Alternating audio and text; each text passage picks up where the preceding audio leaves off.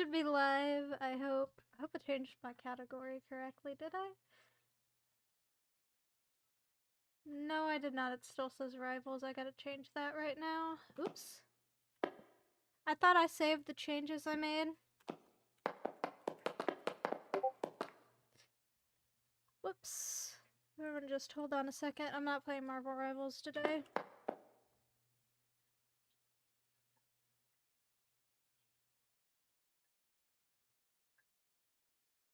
There we go. Okay, so that was a bit of more of an issue than I thought it would be. So this is not ignore that. That's my browser closing tab. This is not This is not something I was planning on doing. We're not reading Jeff the Killer quite yet. We're gonna read it in this stream, but I'm gonna give it a bit more time because Jeff the Killer is just peak terrible creepypastas. I'm saying this as someone who's definitely a fan of Jeff the Killer. I grew up with creepypastas. That was definitely my era. So I'm fucking excited to read these and revisit how terrible most of these are. You know, how could I not? So there was one down here I wanted to read, Ben Drowned. That's the one I wanted to start with. Candle Cove is also very good. We're probably gonna read that, but let's start with Ben Drowned. Also, oops, I'm not playing the music.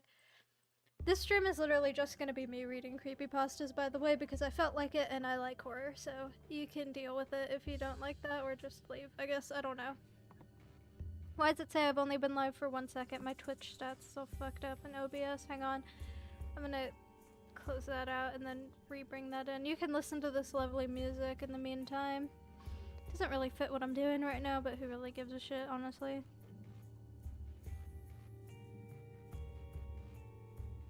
Whatever. It'll probably work better once I start streaming more. Either that or OBS just sucks when it comes to fucking Twitch stuff. I'm gonna turn this music down just a little bit. Like, just the slightest bit. I really want to make sure it doesn't overpower my voice. Anyway, let's get into Ben Drowned. Always a good time. Ben Drowned. If you don't know the story, it's about a kid who, like, buys a cartridge of Zelda and he, like, gets sucked into it.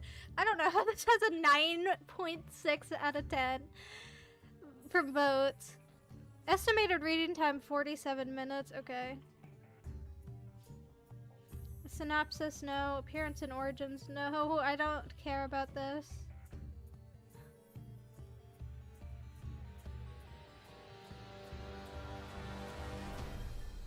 Ben Drowned Creepypasta Part 1.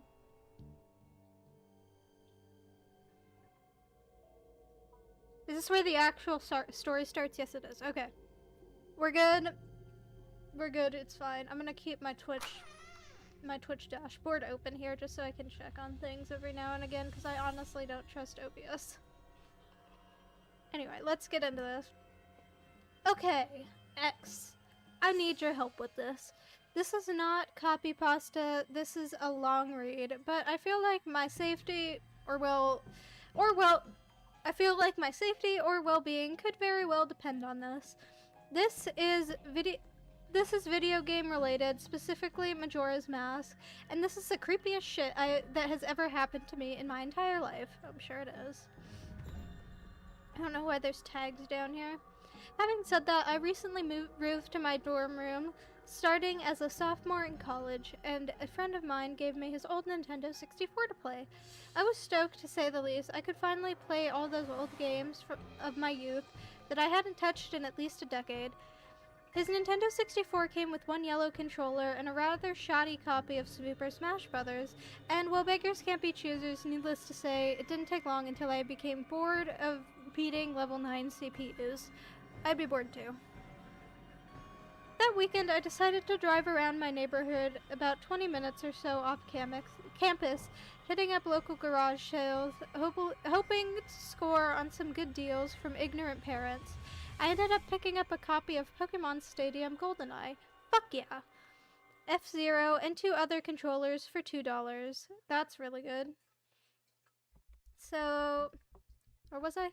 For $2. Satisfied, I began to drive out of the neighborhood when one last house caught my attention. I still have no idea why it did. There were no cars, and there was only one table set up with random junk on it, but something sort of drew me there. I usually trust my gut on these things, so I got out of the car and I was greeted by an old man. His outward appearance was, for lack of a better word, displeasing. It was odd, if you ask me. To tell you why I thought he was displeasing, I couldn't really pinpoint anything.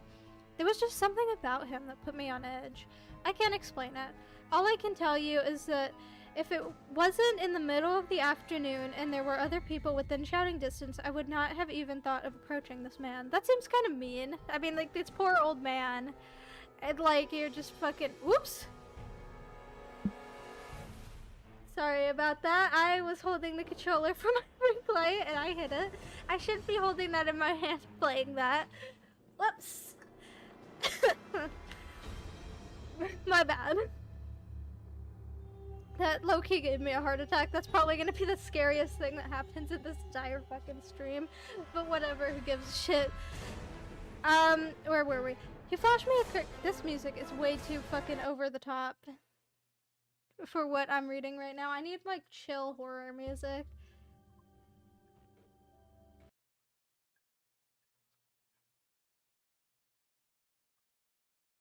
Dude, this shit's chill. Well, this is lo-fi.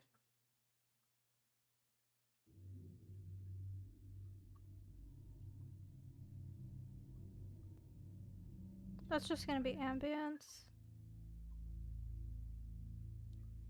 Alright, whatever. This'll work. This'll work. Hopefully you can still hear it in stream. If not, I'm putting it in post when I edit this. Okay. Let's see. He flashed a crooked smile at me and asked what I was looking for, and immediately I noticed that he must be blind in one of his eyes. His right eye had that glazed over look about it.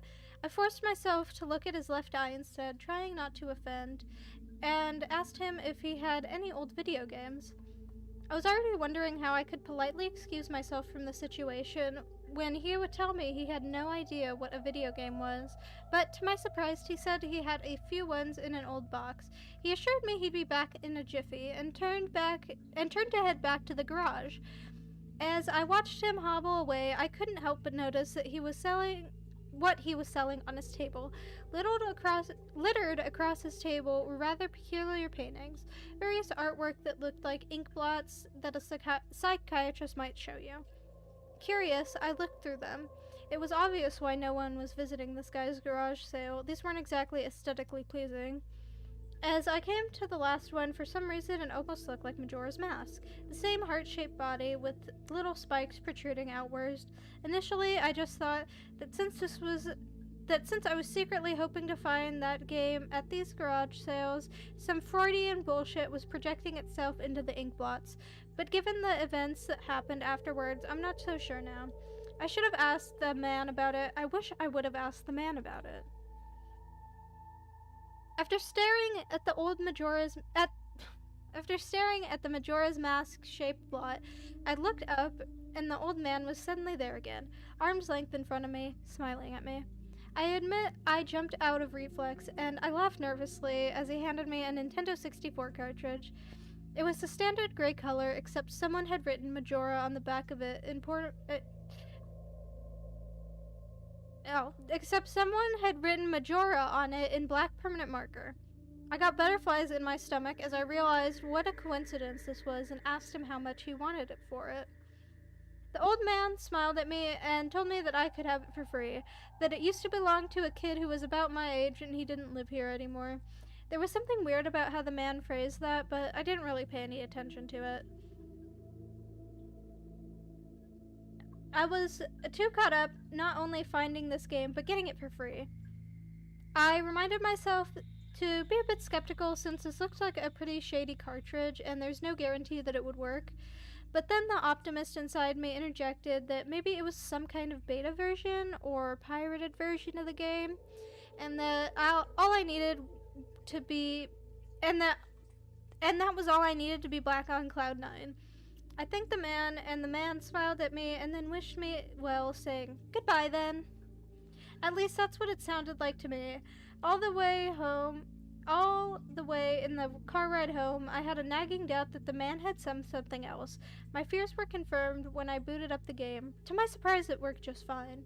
And there was one save file named simply Ben. "Goodbye, Ben," he was saying. "Goodbye, Ben." I felt bad for the man, obviously a grandparent and obviously going senile, and I, for some reason or another, reminded him of his grandson, Ben. Okay, here's where I want to pause for a second. I would at least give this man $5 for the game. I would feel so bad about stealing this from him. Like, I know it's not stealing because he gave it to you, but, like, still. So, you know.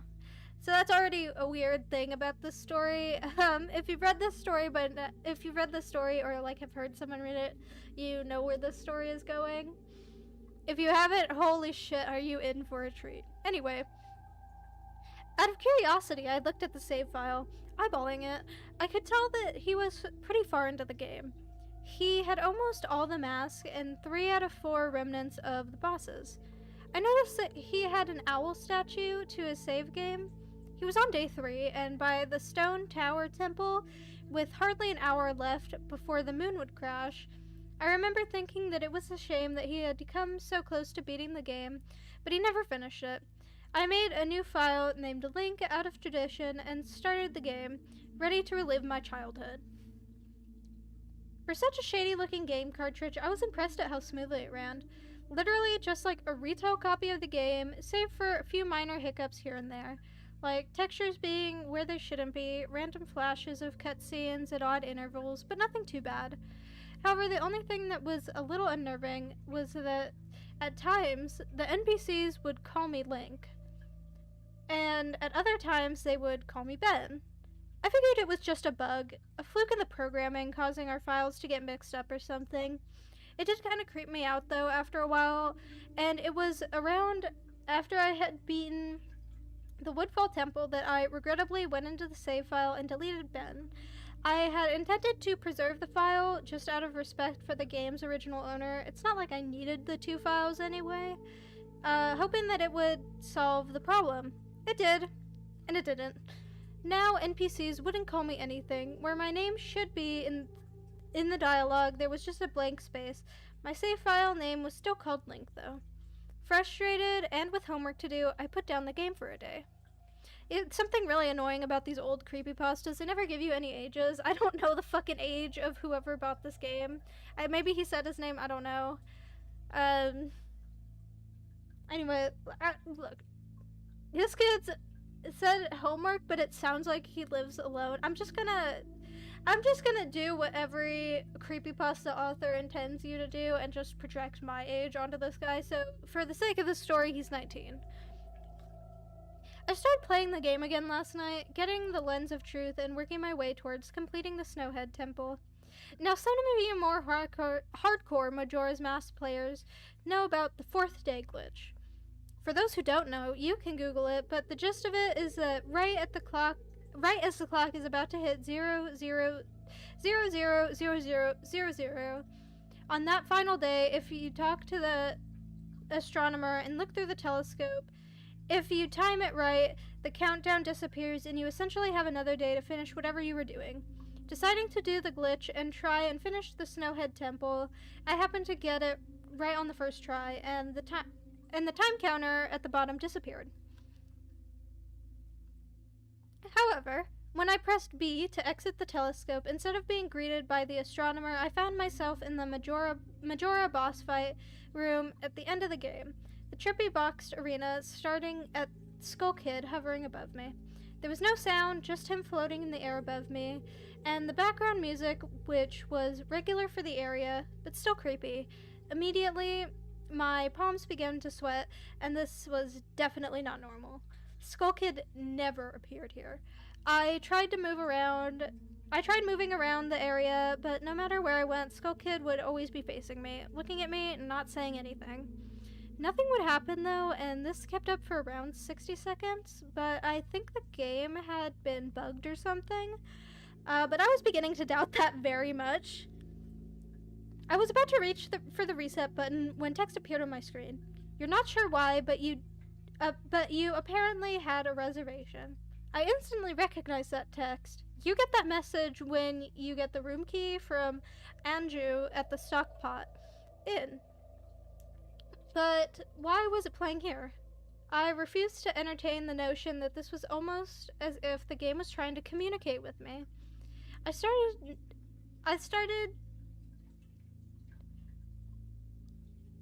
Okay, that's definitely a typo. I'm assuming it's supposed to say, I've started to navigate the room again, testing to see if that was some sort of trigger that enabled me to interact with something here. Then I realized how stupid I was. To even think that someone could reprogram the game like this was absurd. Sure enough, 15 seconds later, another message appeared on the screen, and again, like the first one, it was already a pre-existing phrase. Go to the lair of the temple's boss, yes or no. I paused for a second, contemplating what I should press and how the game would react. When I realized I couldn't select no. Taking a deep breath, I pressed yes, and the screen faded to white, while the words dawn of a new day with the subtext lines beneath it. Where I was ported to filled me with the most intense sense of dread and impending fear I had ever experienced. The only way I can describe the way I felt here is having this feeling of inexplicable depression on a profound scale. I mean, that's relatable for me. I'm normally not a depressed person, but the way I felt here was a feeling that I didn't even knew existed. It was such a twisted, powerful presence that seemed to wash over me. I appeared in some kind of Twilight Zone version of the clock tower. I walked out of the clock tower as you normally do when you start from day one, only to find that all of the inhabitants were gone. Usually, with the fourth day glitch, you can still find the guards and the dog that run around outside the tower. This time they were all gone. What replaced them was the ominous feeling that there was something out there, in the same area as me, and that it was watching me. I had 4 hearts to my name and the hero's bow, but at this point I wasn't even considered for my avatar. I'm assuming that's supposed to say concerned.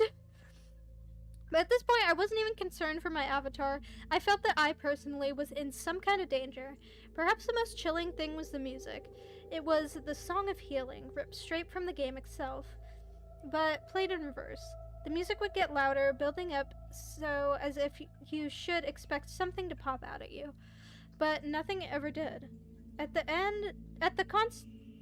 constant loop began to wear on my mental state. Honestly, me too. If you're like just expecting a jump scare and it never comes, like what the fuck? Hang on, gotta check my Twitch stats because OBS is still being weird. It says I've only been streaming for 2 seconds, so...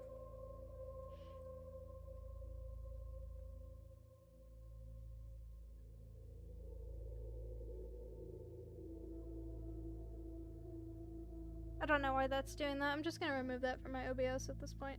Oops. Nope. There we go.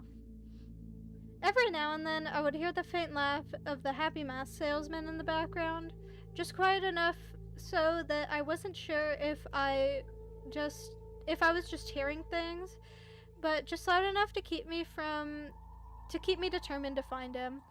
I looked in all 4 zones of the clock tower only to find nothing. No one. Textures were missing. West Clocktown had me walking on air. The entire area felt broken. Hopelessly broken.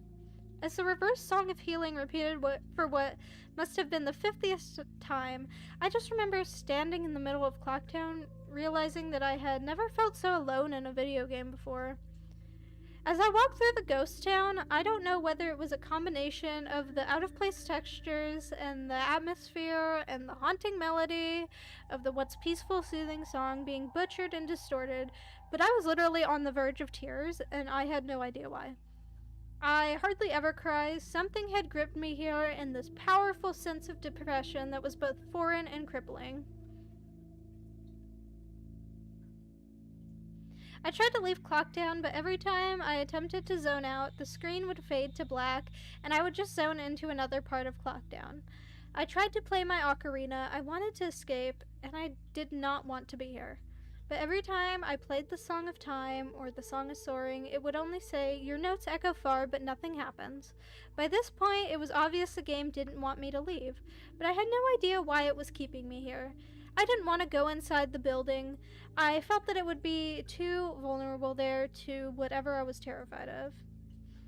I don't know why, but I came up with the idea that maybe if I drowned myself at the laundry pool, I could spawn somewhere else and leave this place. Well, that's a normal train of thought. Hey, maybe if I drown myself, I can get away from this demonic entity that's haunting me.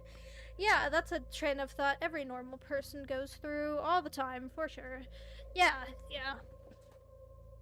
Anyway, as I zoned in and ran towards the pool, that's when it happened.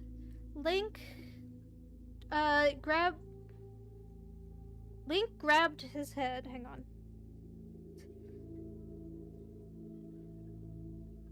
There we go. Sorry, I was just messing with my mic. I hit one of the different settings there.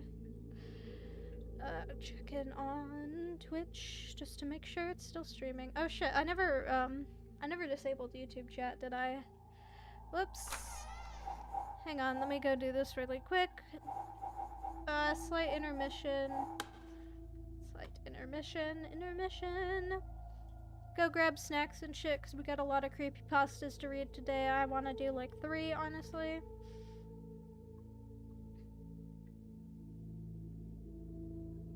But I need to disable the YouTube chat.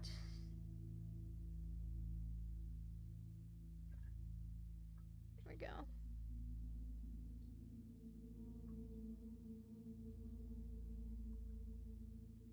So, okay. Where were we? I don't have the game, or the story up, hang on.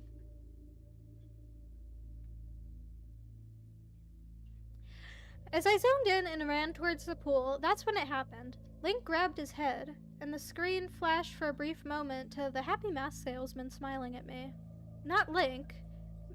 Me, with Skull Kid's scream playing in the background. And when the screen returned, I was staring at the Link statue. From playing the song Elegy of Emptiness. I screamed as the thing just stared back at me with that haunting facial expression. I turned around and ran back into the South Clock Town. And to my horror, the fucking statue followed me. The only way I can compare this is like the weeping angels from Doctor Who. Every so often, at random intervals, the animation would play of the statue appearing behind me. It was like the thing was chasing me, or I don't even know what to say. It was haunting me. By this point, I was on the verge of hysterics, but not even once did the thought of turning off the console occur to me. I don't know why. I was so wrapped up in it. The terror felt so real. I tried to shake the statue, but it would literally appear right behind me every single time. Link started to begin making weird animations I had never seen him do before. He would flail his arms around or spasm randomly, and the screen would cut to the happy mask salesman smiling again for a brief moment. I was face to face with what fucking felt like that statue again. I ended up running into the Swordmaster's dojo and ran back. I don't know why, but in my panic, I just wanted some kind of assurance that I'm not alone here. To my dismay, I found no one. But as I returned to leave, the statue cornered me in the cubby in the back. I tried attacking the statue with my sword, but to no avail. Confused and backed into a corner, I suddenly stared at the statue, waiting for it to kill me. Suddenly, the screen flashed again, and the happy mask salesman and Link turned to face my screen, standing upright, mirroring the statue, looking at me along with his copy, literally staring at me. Whatever was left of the fourth wall was completely shattered while I ran out of the dojo terrified. Suddenly, the game warped me to an underground tunnel where the reverse song of healing queued up again, and I was given a brief moment of rest before the statues started appearing behind me again, this time aggressively. It wasn't aggressive before. Sorry. I could only take a few steps before it would summon behind me.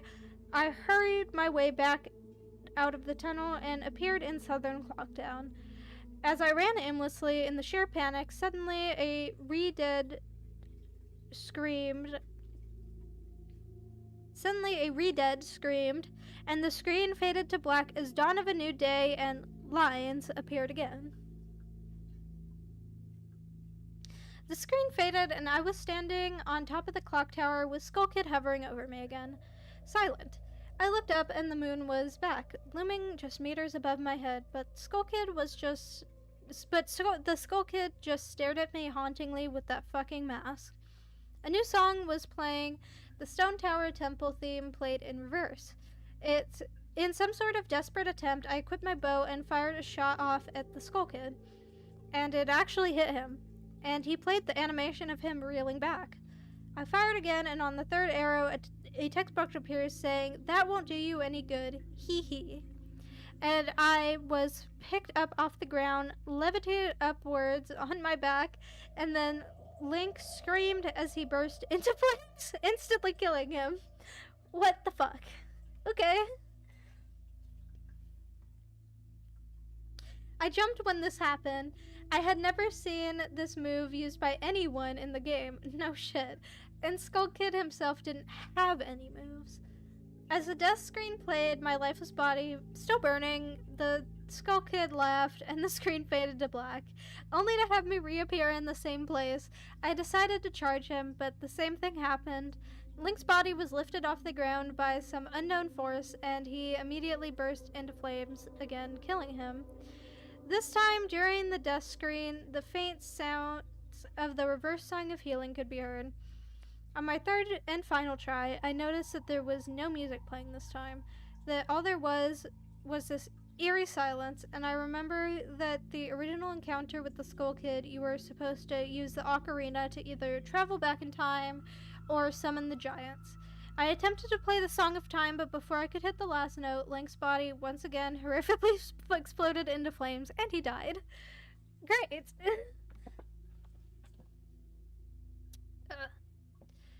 Also, again, slight technical difficulties. I feel like I need to tilt my webcam down a bit. Hang on.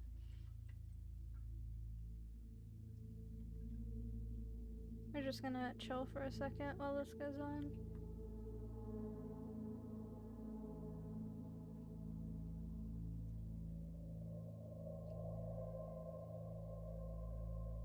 That's the wrong way.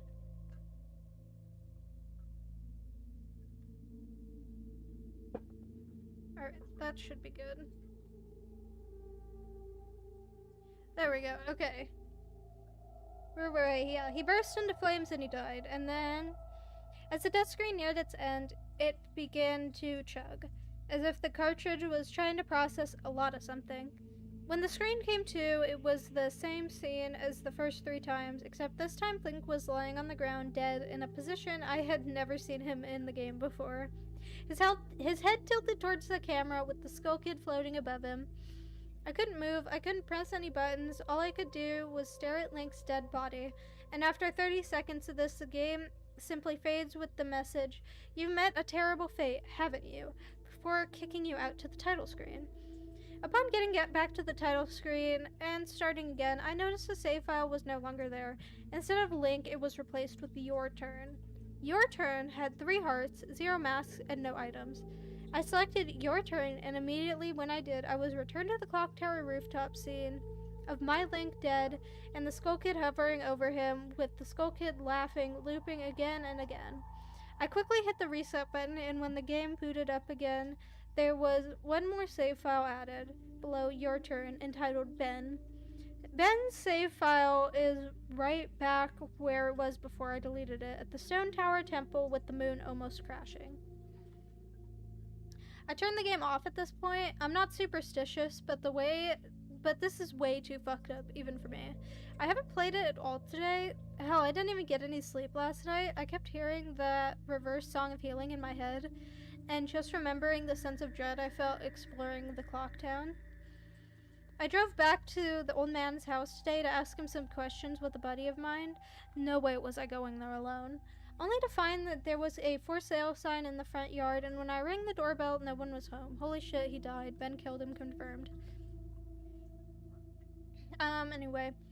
So now I'm back here writing down the rest of my thoughts and recording what happened. Sorry if some of this has grammatical errors and whatnot. I'm running on no sleep here. I'm terrified of this game, even more so now that I relived it for a second time writing this all down. But I feel like there's still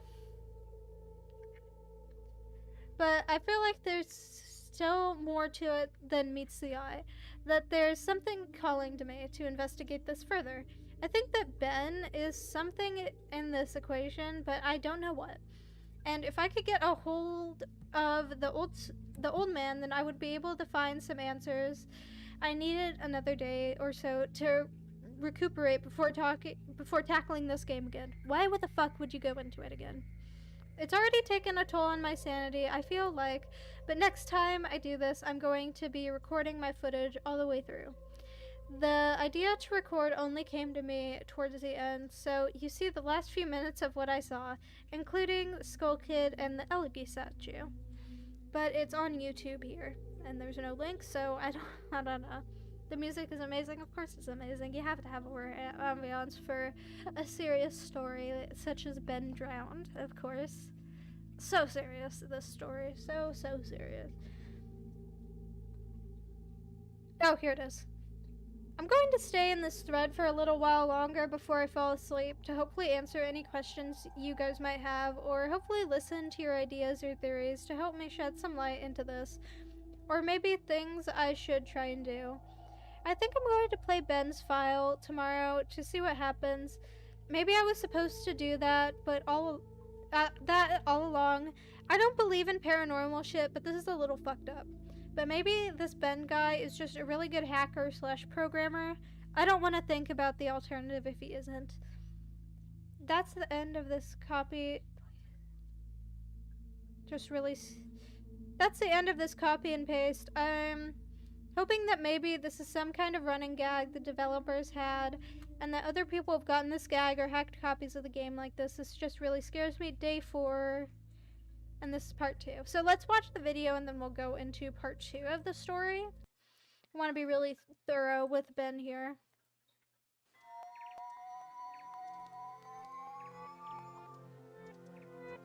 Yep, everyone knows this song.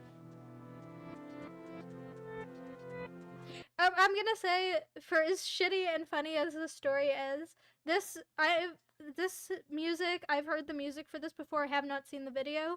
This music does genuinely make me uncomfortable. Like, this isn't me making a joke or anything, like, genuinely good job on the music, even though it's just reverse. It makes me super uncomfortable, and I love it.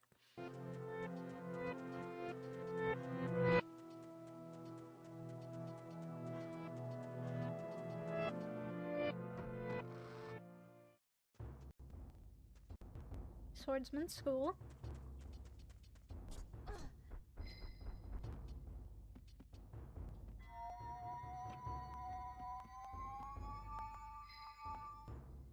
There's a fucking statue. I remember that shit, for sure.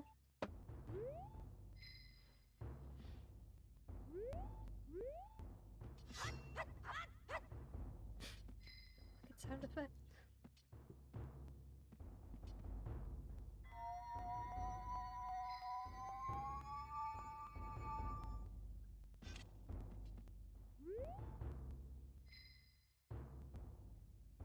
It's such an ugly statue. What the fuck was that? Yeah, I'd be running too. What is this? And we have the reverse song again.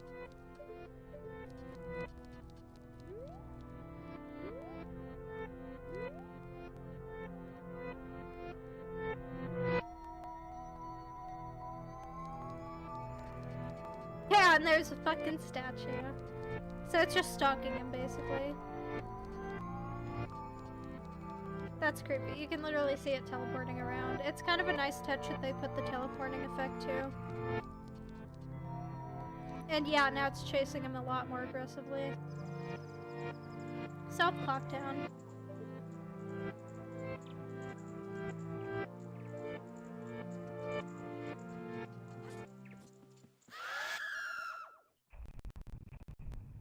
Okay. Yep, there's the lines. I guess that's what he meant by lines under it. Here's Skull Kid.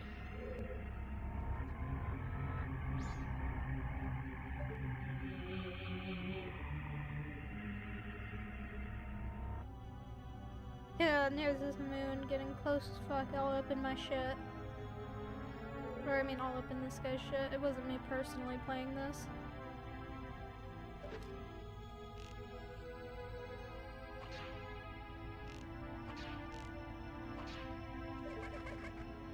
Yep, that won't do you any good. Oh, we actually get to see him burst into flames. That's wonderful. I wasn't expecting it to actually show.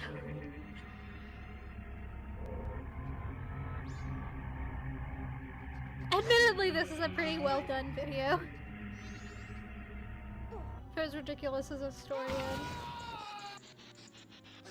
Well, he just got burned alive twice. That's great. Lovely.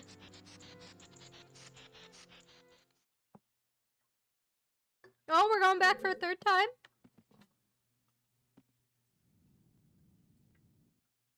When did you get that instrument?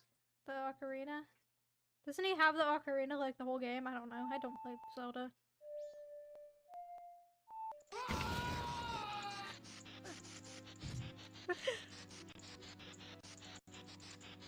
The horror that shaped my generation, everybody. Hello? Okay, that's a video glitching out. Like, it's intentional. I was like, is my PC crashing? Oh shit. Now I'm just dead. Well, Link's just dead, I guess.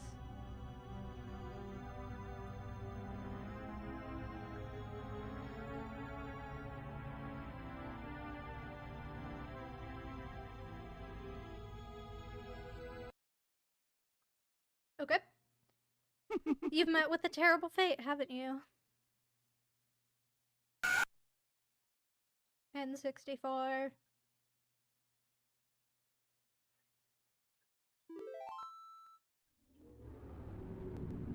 Okay, I forgot I took acid right now. Holy shit. What the fuck was that effect? God. File your turn and file 2. Okay. Following the story pretty well here.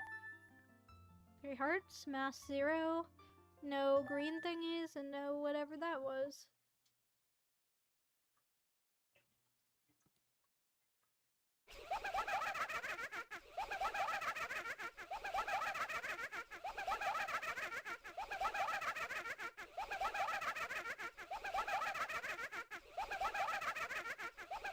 Okay, we're not watching a 36-minute video. There we go. Okay, that's like the end of it. It just stays on the N64 loading screen, I think, unless it doesn't. No, it goes back to this. Yeah, now you have been here. Okay.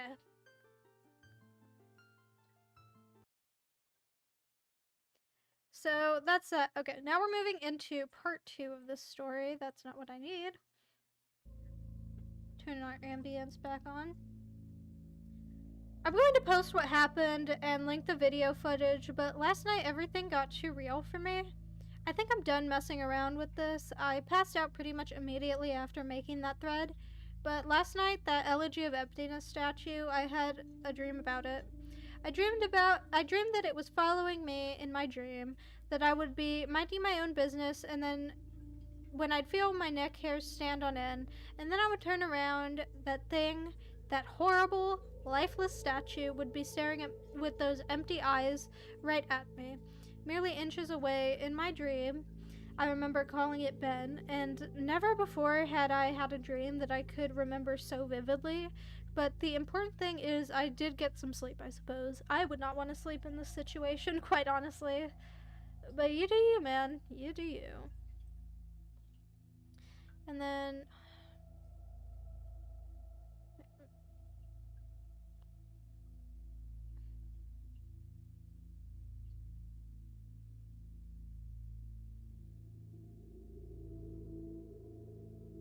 Today, putting off playing the game as long as I could, or you could just stop playing it. Here's an idea. Just stop. God.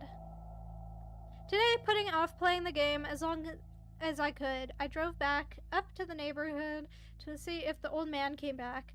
As I expected, the car was still gone and no one was home.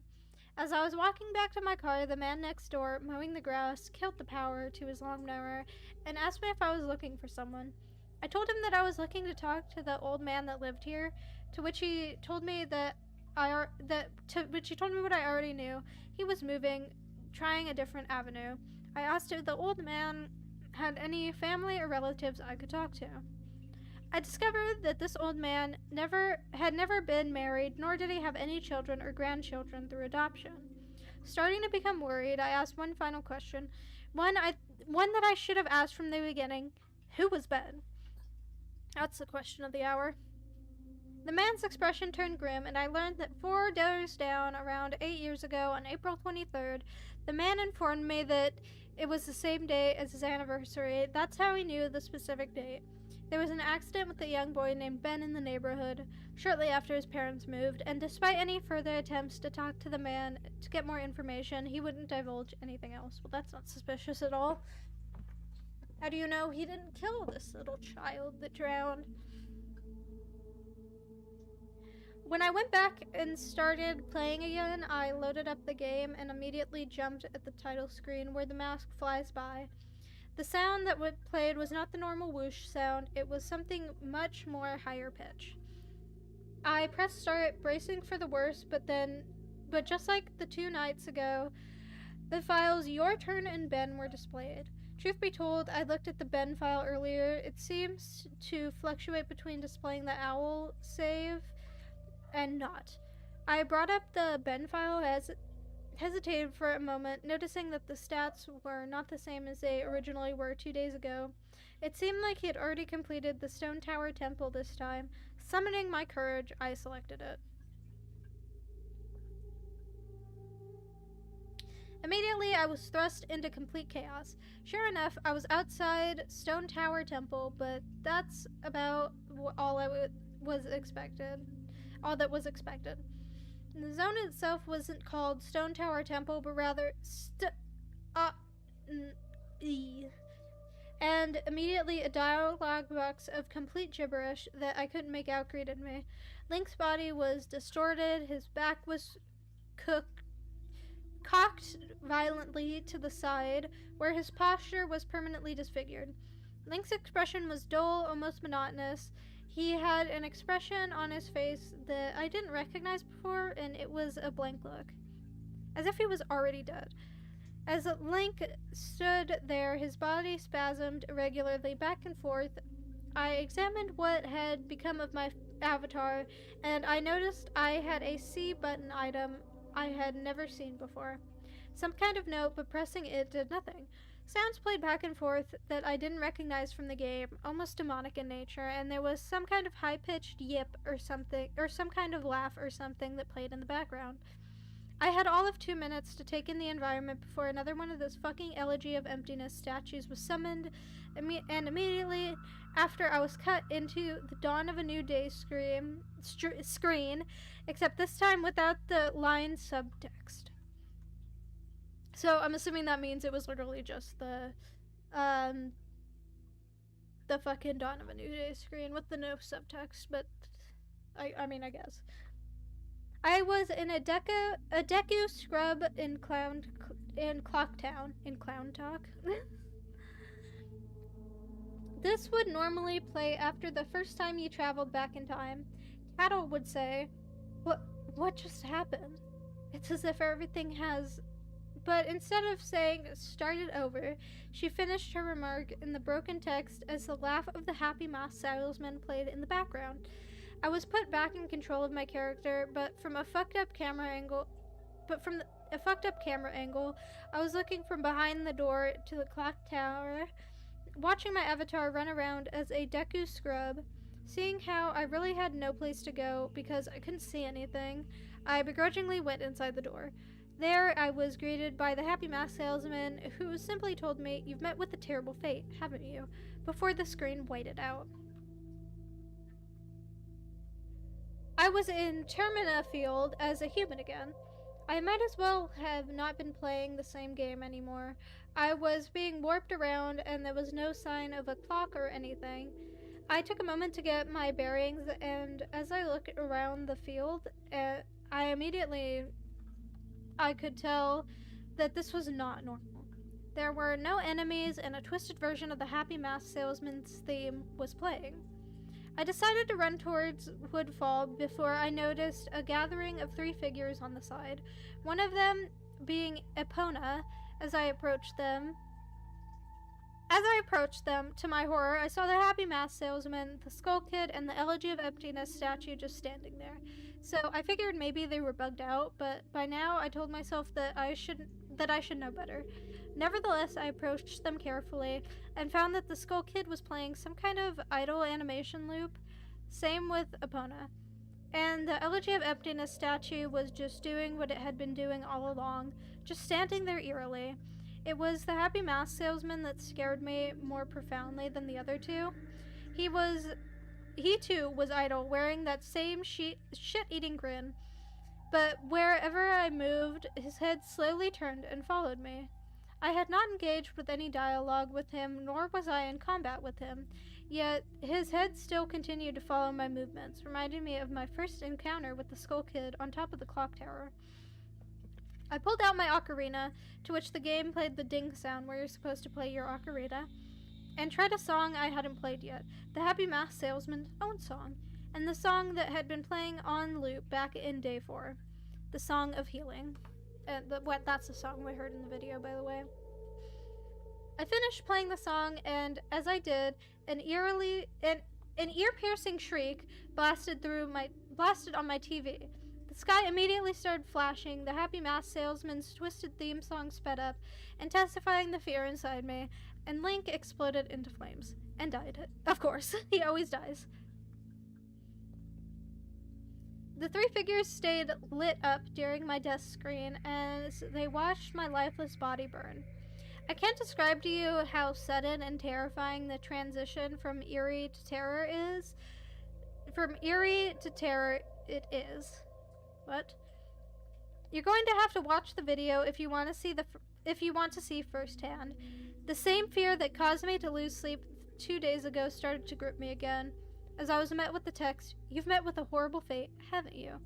For the 3rd time. There has to be some kind of meaning behind that. You don't fucking say. You're just figuring this out now that there has to be some kind of meaning behind it? Where did I just put my phone? That's on the floor. Whatever. Sorry about that. I got distracted. I had a little time to ponder as I was immediately given another small cutscene of transforming into Zora, and now I found myself in the Great Temple Bay.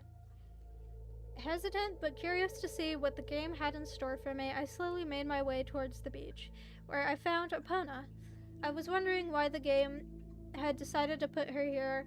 Was the game implying she was trying to get a drink? Unable to take the mask off, I decided that riding the steed wasn't the reason she was placed here. Suddenly, I realized that Epona kept neighing, and what? Is she a horse? I was like, what do you mean she kept neighing? I don't know. I've never played Zelda. I realized that Epona kept neighing, and the way she was angled made it look like she was trying to signal a point to me off in the distance. It was a hunch, but I dove into the Great Bay and started swimming. Sure enough, I almost examined it, and suddenly my Zora started doing a choking animation. I had never seen a Zora do before, which didn't even make sense because Zoras can breathe underwater. Regardless, my character choked to death and died, and then again, the statue was the only thing that was highlighted in my death. I didn't respawn this time. I was booted back to the main menu as if I restarted the console. The press start screen before me. I knew the only reason why it would have put me here is because the save file changed again. Taking a deep breath, I pressed start, and I was right. The new file told me about Ben. The new save files told me about Ben. Now it made sense why the statue appeared when I tried to go to the laundry pool. The game must have anticipated how I would have tried to escape the day 4 clock down. But 2 save files have told me his fate. As I suspected, Ben was dead. He had drowned. The game obviously isn't through with me. It taunts me with the new save files. It wants me to keep playing. It wants me to go further. But I'm done with this shit.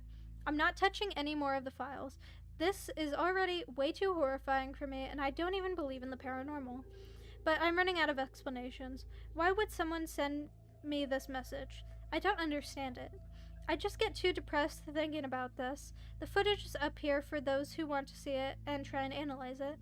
Maybe there's some kind of coded message in the gibberish, or something symbolic in what I went through. I'm too emotionally and mentally drained to fuck with it anymore. And we have a part 3. Let's see how long this is. It's 6 minutes. Okay. We'll watch through this one because it's only 6 minutes. And then after that, we will get into part 3 of the story. I always forget how long this story is. Anyway, let's watch the videos. The video, I should say.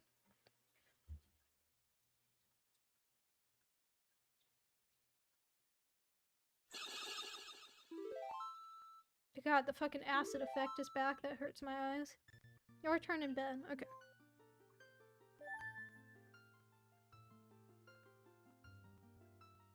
"24 masks," right?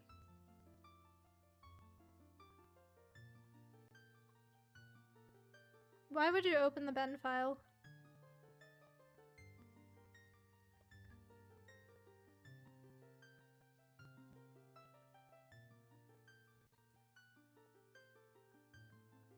Is the fucking video still playing? Jesus Christ, he took so long to hit that.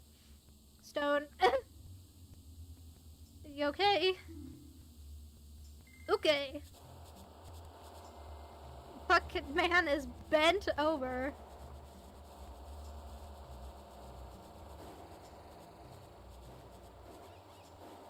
This is how my back feels all the time.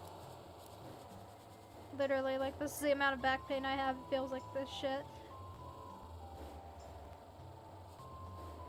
God, this fucking static in my right here. Ugh! That's giving me like a weird head feeling. Ugh, I feel like I'm getting possessed now. What the fuck kind of camera angle is this? Well, I guess that's what he was saying in the story. It was a fucked camera angle. Hello? Okay, the statue's back. The statue's about to give me back shots. Help me. Link, run!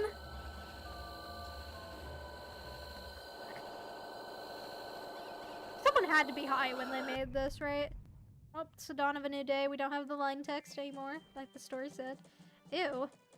What the fuck is that? What just happened? Everything has... It's like everything has... I think that's what the line was. Started over.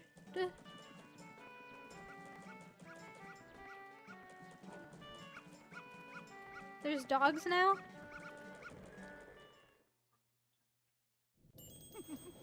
You've met with a terrible fate, haven't you? I guess that's a happy mask salesman.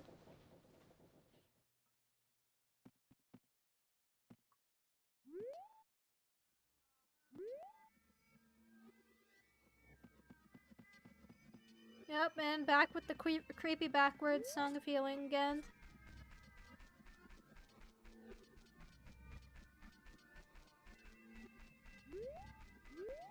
Whoop! I love that sound effect.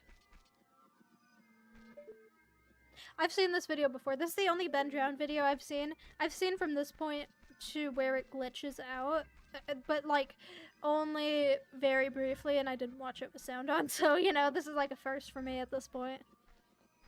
It was also when I was like 13, so you know.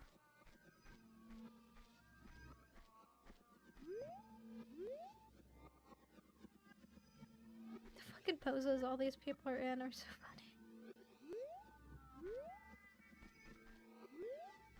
Yes, I'm going to sell you a mask. He's just fucking smiling at me like a fucking idiot.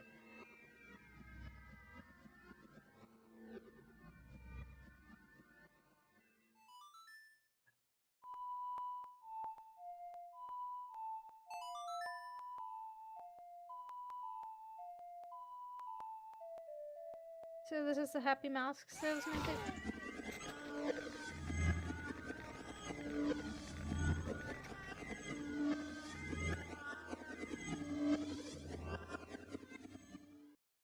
You okay?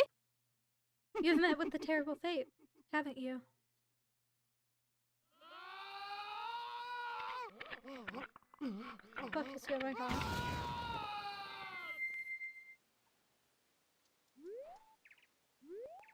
Muckman. I'm sure this is like an actual game mechanic, I just don't know it. Oh, is this the Zora or whatever he was talking about in the story? Probably.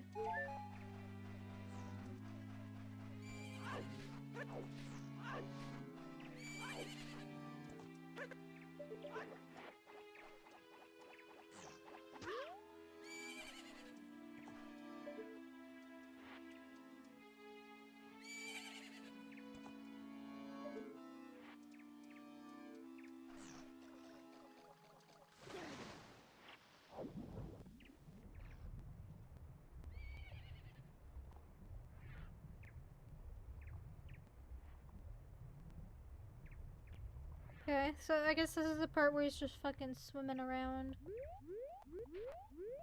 And he finds a statue in the water or something.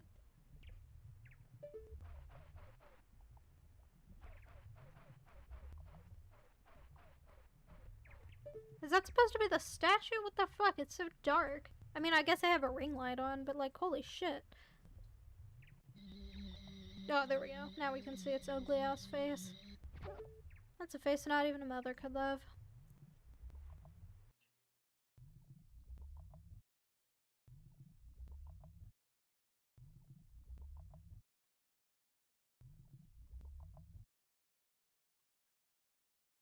Nintendo 64.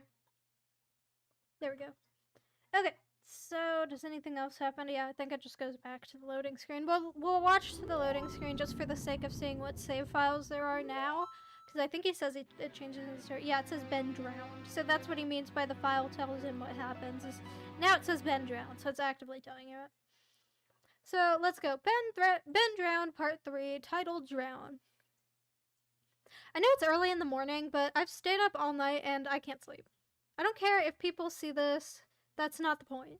I just want to get the word out. I just want the word to get spread so I don't suffer for nothing. Or you could just not tell anyone and die in peace and save anyone else from going through this curse. I've lost the will to type about this, and the less I dwell on this, the better. I think the video just speaks for itself. I did what you guys told me to do. I played the Elegy of Emptiness song at the first prompt by the game I was given. But I think that's what the game, or Ben, Jesus Christ, I can't believe I'm even humoring the absurd idea that he exists in this game, wanted me to do. He can't follow me now, not just in the game. Oh, he's following me now. Not just in the game, he's in my dreams. I see him all the time, behind my back, just waiting for me. I haven't gone to any of my classes. I've stayed in my dorm room with the windows closed, so yeah, he probably is in college. I've stayed in my dorm room with the windows closed and the blinds shut. That way I know he can't watch me. But he still gets me when I play. When I play, he can still see me. The game is scaring me now. It talked to me for the first time. Not just using text that's already in the game. It spoke to me. Talked to me. It referenced Ben. It talked to me. Oh wait, that reference Ben. It talked to me. I don't know what it means. I don't know what it wants. I never wanted this. I just want my old life back. So he's clearly going through it right now. And this is a short piece of this story. Stuff like this doesn't happen to people like me. I'm just a kid. Not even old enough to drink yet. It's not fair. I want to go home. I want to see my parents again. I'm so far away from home here at the school. I just want to hug my mom again. I just want to forget that statue's horrible blank face. My original game file is back, just the way I left it before it was gone. I don't want to play anymore. I feel like something bad will happen if I don't. But that's impossible. It's a video game. Haunted or not, it can't hurt me. Right? Like, seriously, though, it can't, right? That's what I keep telling myself, but every time I think about it, I'm not so sure. I just realized I forgot to turn the music back on. My bad, but I honestly think that worked better for that section of the story since it was just him having a mental breakdown. And I need to turn it right back off because there's a video. How long is the video? 6 minutes and 19 seconds.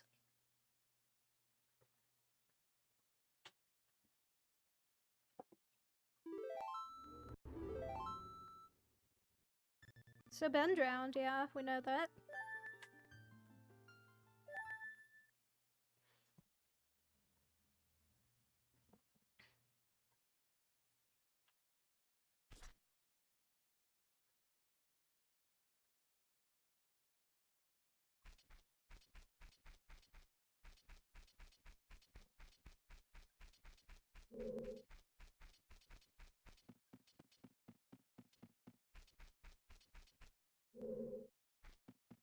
Woohoo!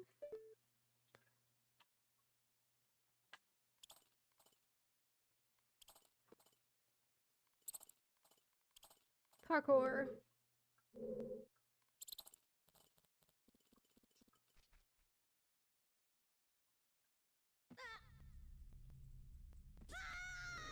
Whoop, shit. Well, I guess that's the end of that.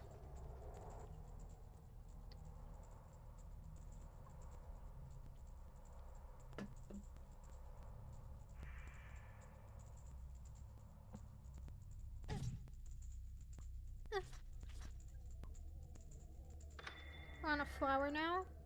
And what the fucking fuck is that? Ew? I don't know what that says.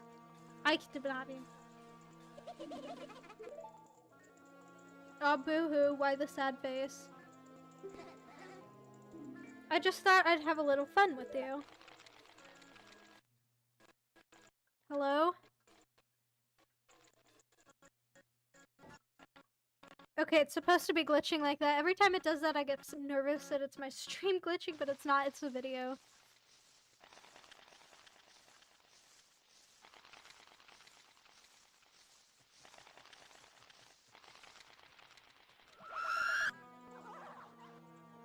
Back to the flower we go. Oh no, he's banging his head. Link's going through it right now.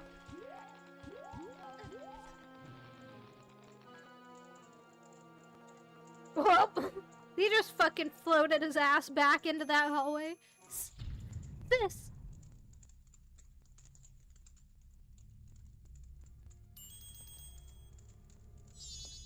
Whoa, whoa, Skull Kid, wait for me, I'm still here. Wait, what did that say? Hang on, wait. What did that say?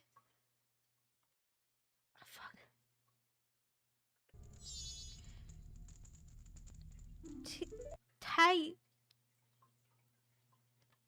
Tile, you can't leave without me. Who is Tile? You! If I wasn't dealing with you, I wouldn't have gotten separated from my brother. Well, don't just sit there, Deku boy. This text go way too fast. Deku boy, do something! What?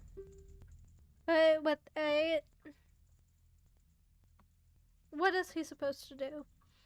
Fucking sing Jesus into this fucking game?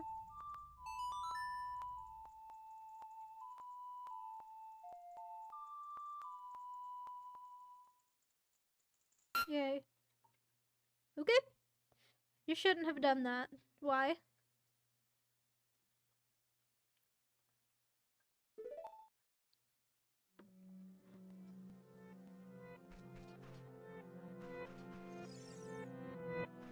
Again, what the fucking— if this music gets copyrighted, I'm gonna be so fucking mad.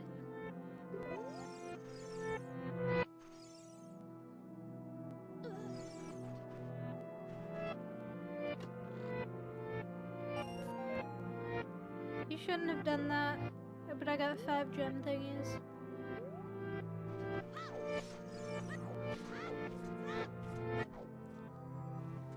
Well, I just went into that rainbow thing. Am I going to Gayville? You shouldn't have done that. What the fuck is that? Happy Mask Shop.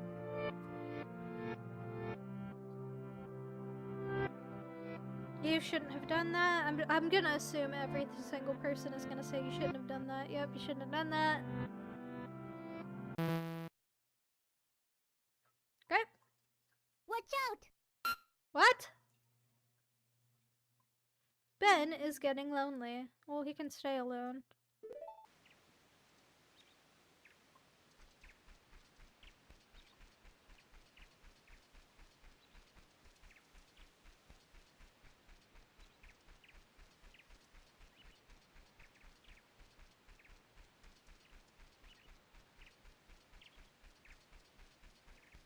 Going up to the tree. I don't really know what this is in game. Yep, it's tree. I don't know what you're expecting, Link.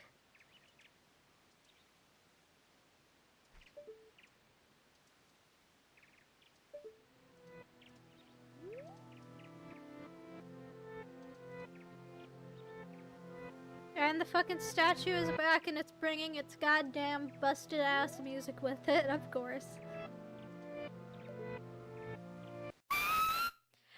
We're watching the videos that's basically just showing the gameplay that the story is talking about. It's like along the story. It's like one after each section, pretty much. Back to where it all began. Hang on, I didn't read that first piece of text. Wait, let's go back. Are we watching or playing? Watching. I would never play a Nintendo game on stream because I'm not out of my fucking mind and I know how they are with suing people or copyright striking shit. I am nervous to play this Zelda music right now, honestly. Back to where it all began. Is that the first thing it says? Yeah. Back to where it all began.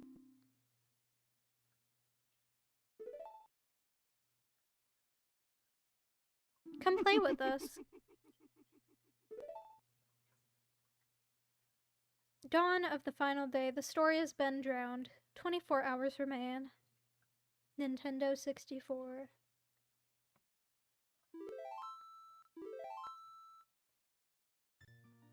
Link and Ben. Okay, so the save files have changed again. We're at Link and Ben. Before it was at Ben drowned.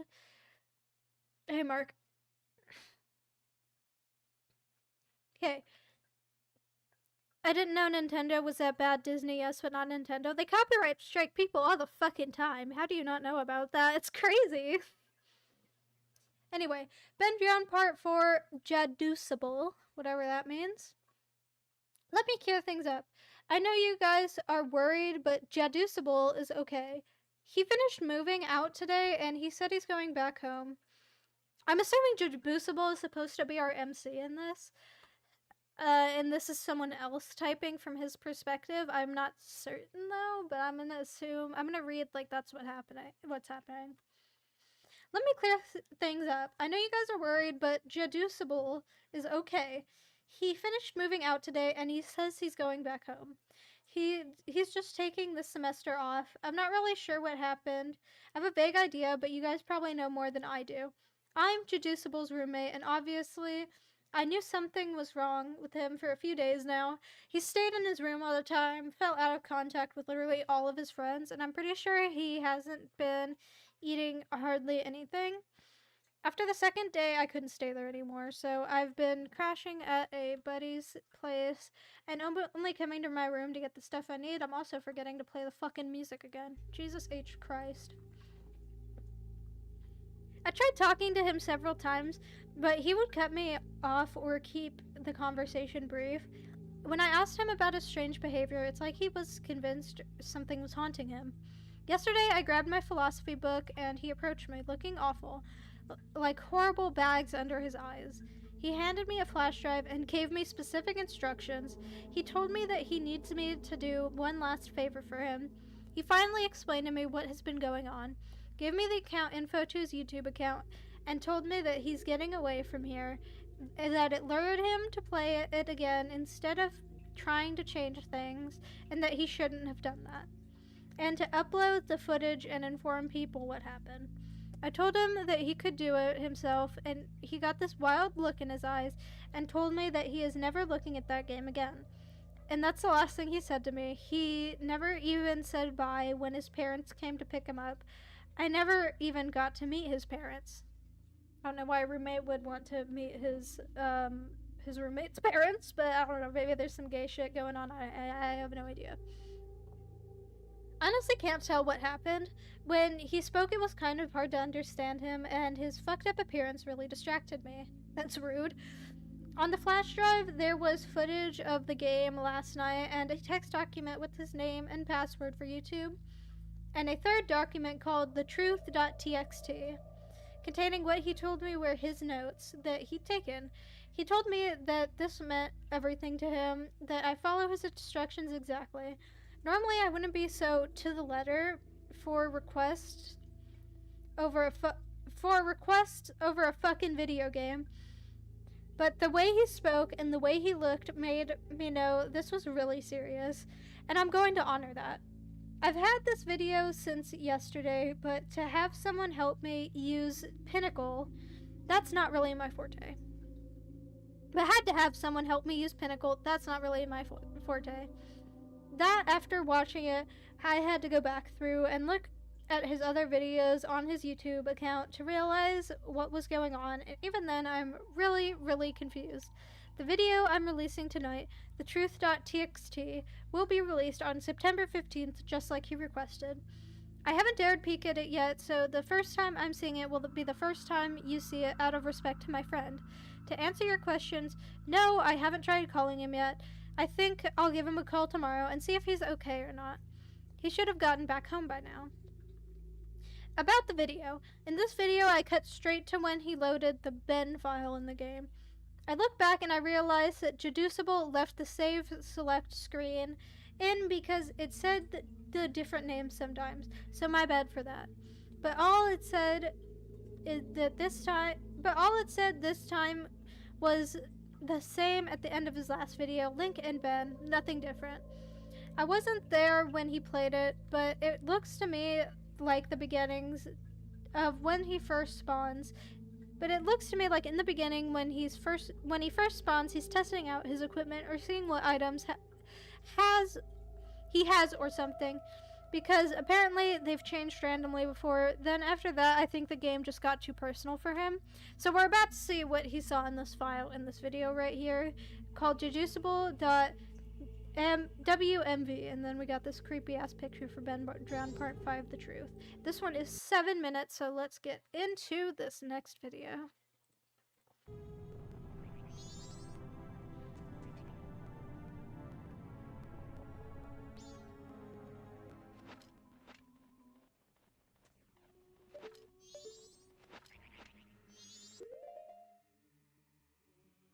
To map. We have the Sword of Gayness down here, and the P of Gayness. And a shit ton of creepy ass masks. This looks like something from South Park. Quest statue. Song of Soaring. Wave boss. Do you have to memorize all those songs in game? Again, I have never played Zelda, so I really don't know.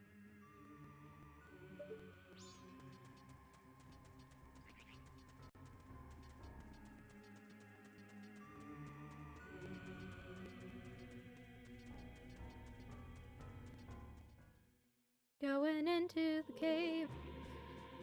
That fucking mask he has equipped right here is creepy as shit, by the way. That's uncomfortable. That's probably in the actual original game, and like, just genuinely, that's really creepy. You don't need to memorize them? Oh, okay.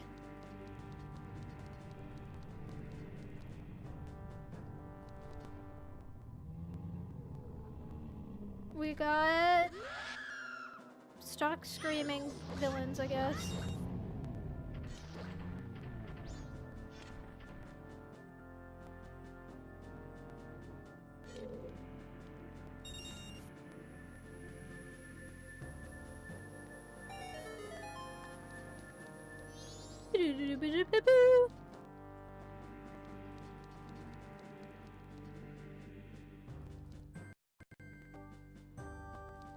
I don't know if that music glitch was intentional or my computer fucking up. Hopefully intentional. There's little ghost jars at the bottom. What the fuck is this? Every time I look at these masks, I see another one that catches my eye for being fucking creepy as shit.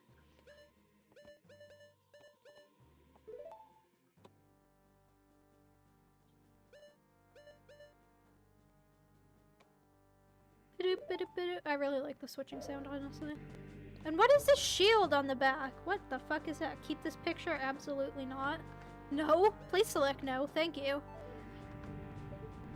Oh great, now fucking Cthulhu's waking up because he deleted the picture. To mask, to selected items, Heroes Board, Deku Stick. I'm assuming this was before My Hero Academia released. I don't know the release date of Zelda games, believe it or not.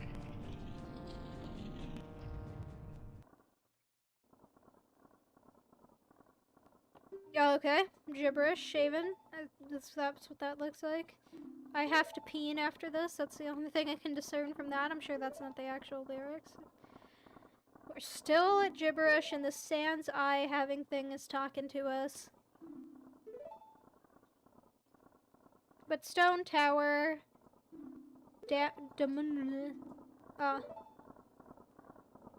grant. Some of these is like kind of understandable. You shall remember this.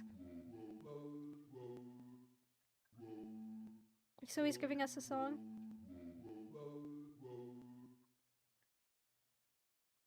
Play with A.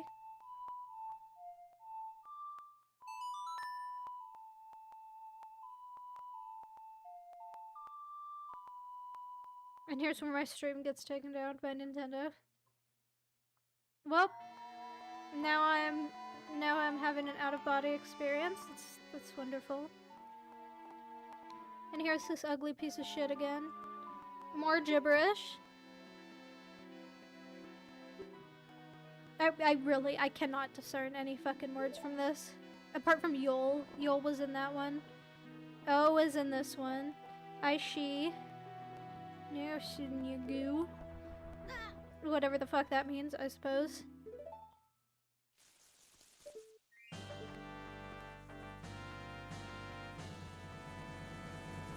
The music's playing. What is that? What the fuck is going on? There's a demon. That looks like literally a goat head. What is that?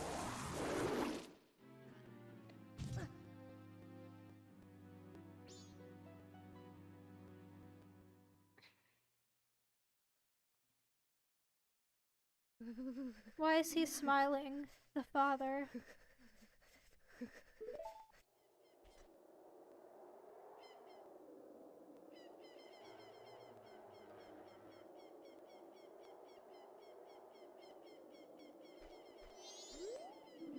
The melody that's... Stop fucking going so fast with the goddamn text. Why is he smiling, the father? We read that. And now we're in front of a grave.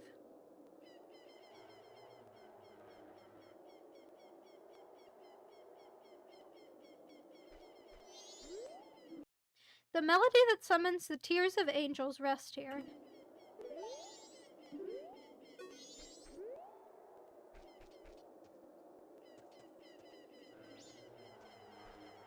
This fucking whatever those birds are right now is really irritating.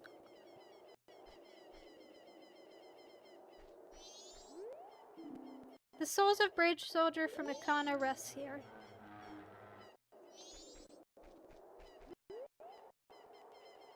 The video is supposed to be glitching out, by the way, it's not me.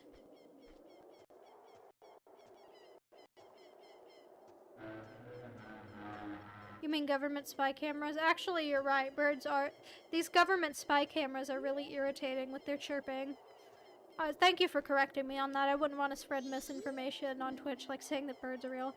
A vessel that holds wandering spirits rests here. Okay. Whatever the fuck that means, I suppose. What? I just fell into the grave. Calling them birds. I know, right? How silly they me. It'll be our little secret. Okay? I'm sure it will be. And now we're back into a random hole. We all know birds went extincted. Of course, of course, of course. Birds aren't real. If I get banned on Twitch for fucking misinformation for saying this shit, I swear to God. I honestly wouldn't be surprised. The Link statue's back, and it's gone.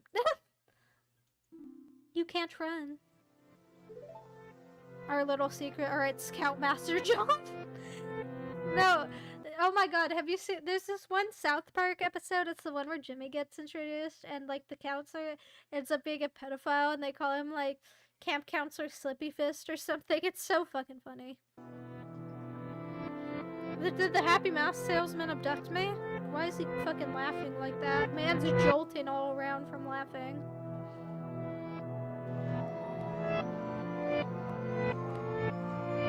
Yeah, they called him Slippy Fist or some shit. Please, help me. Nintendo 64.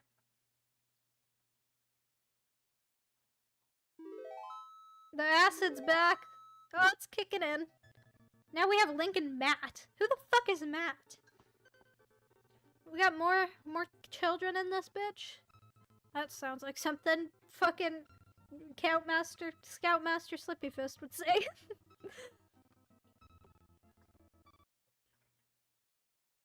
Okay. Let me start the music before I start reading this time. Ben Drowned Part 5, The Truth. Hey guys, Jaducible here. This will be the last time you'll be hearing from me. So we're back to the original guy talking. This is not the roommate.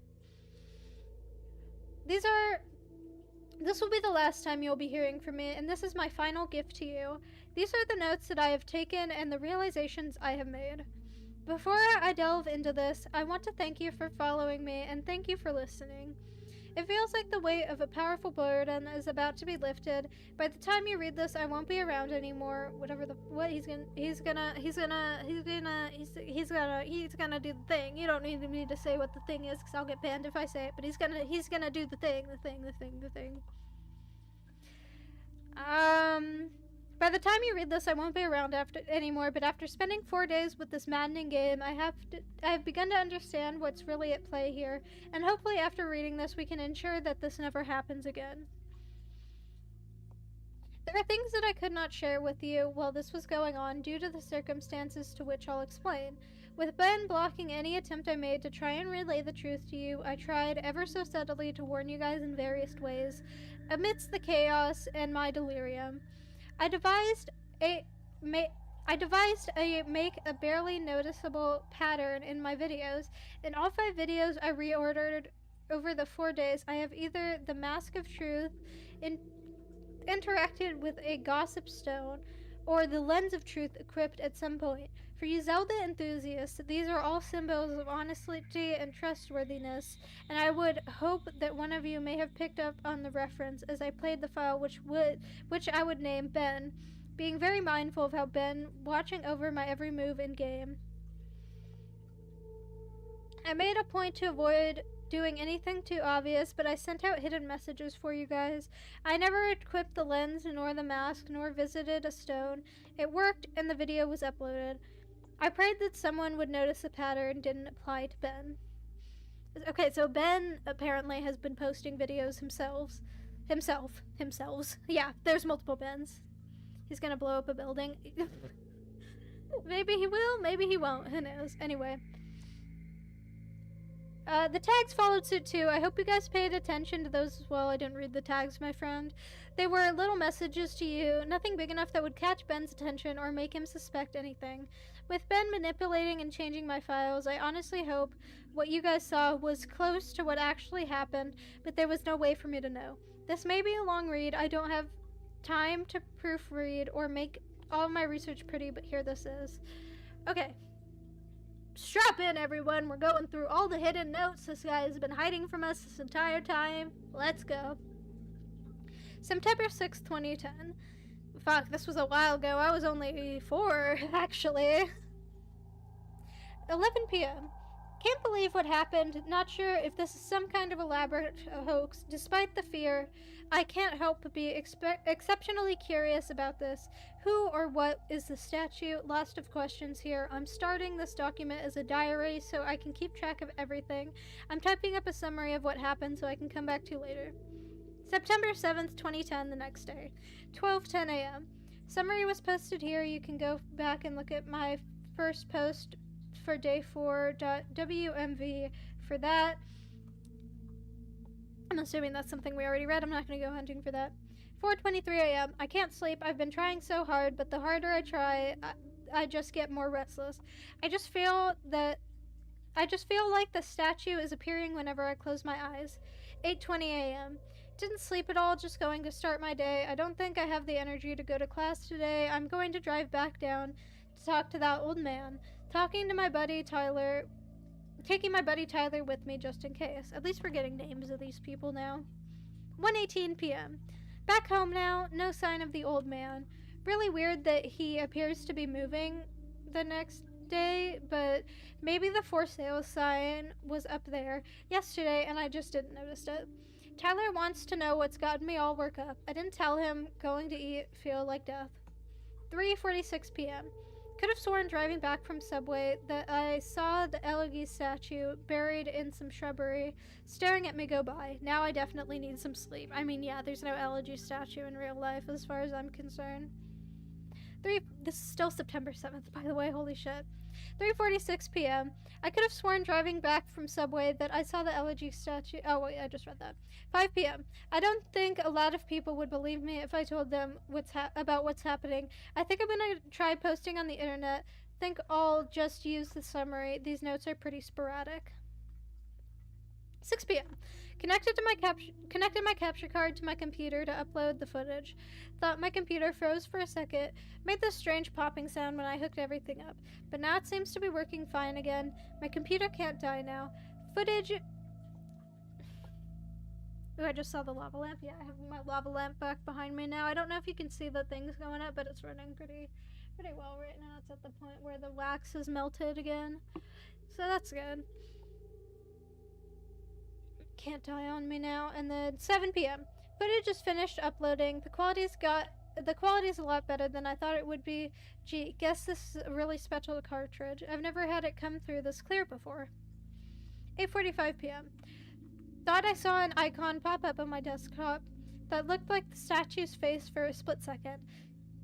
It gave me quite a scare. Getting really unnerved and delirious. I'm going to crash after this. 9 p.m. Began uploading my YouTube video on an alternate account. 9:03 p.m. I don't remember having uploaded a Vampire the Masquerade Bloodlines video last year. This was probably the account that I shared with a friend of mine last summer. I hope he doesn't mind me using it to upload this. Whoops. Well, I guess we're fucking giving this to somebody else. And then 9:55, posting my summary of day 4 with a link to the YouTube video, going to try and stay awake, but I am so tired right now. September 8th, 2010, we're on day 3 now. 10:48 a.m. I had a dream about the statue. I dreamed that it was following me in my dream, that I would be minding my own business when I'd feel my neck hairs stand on end.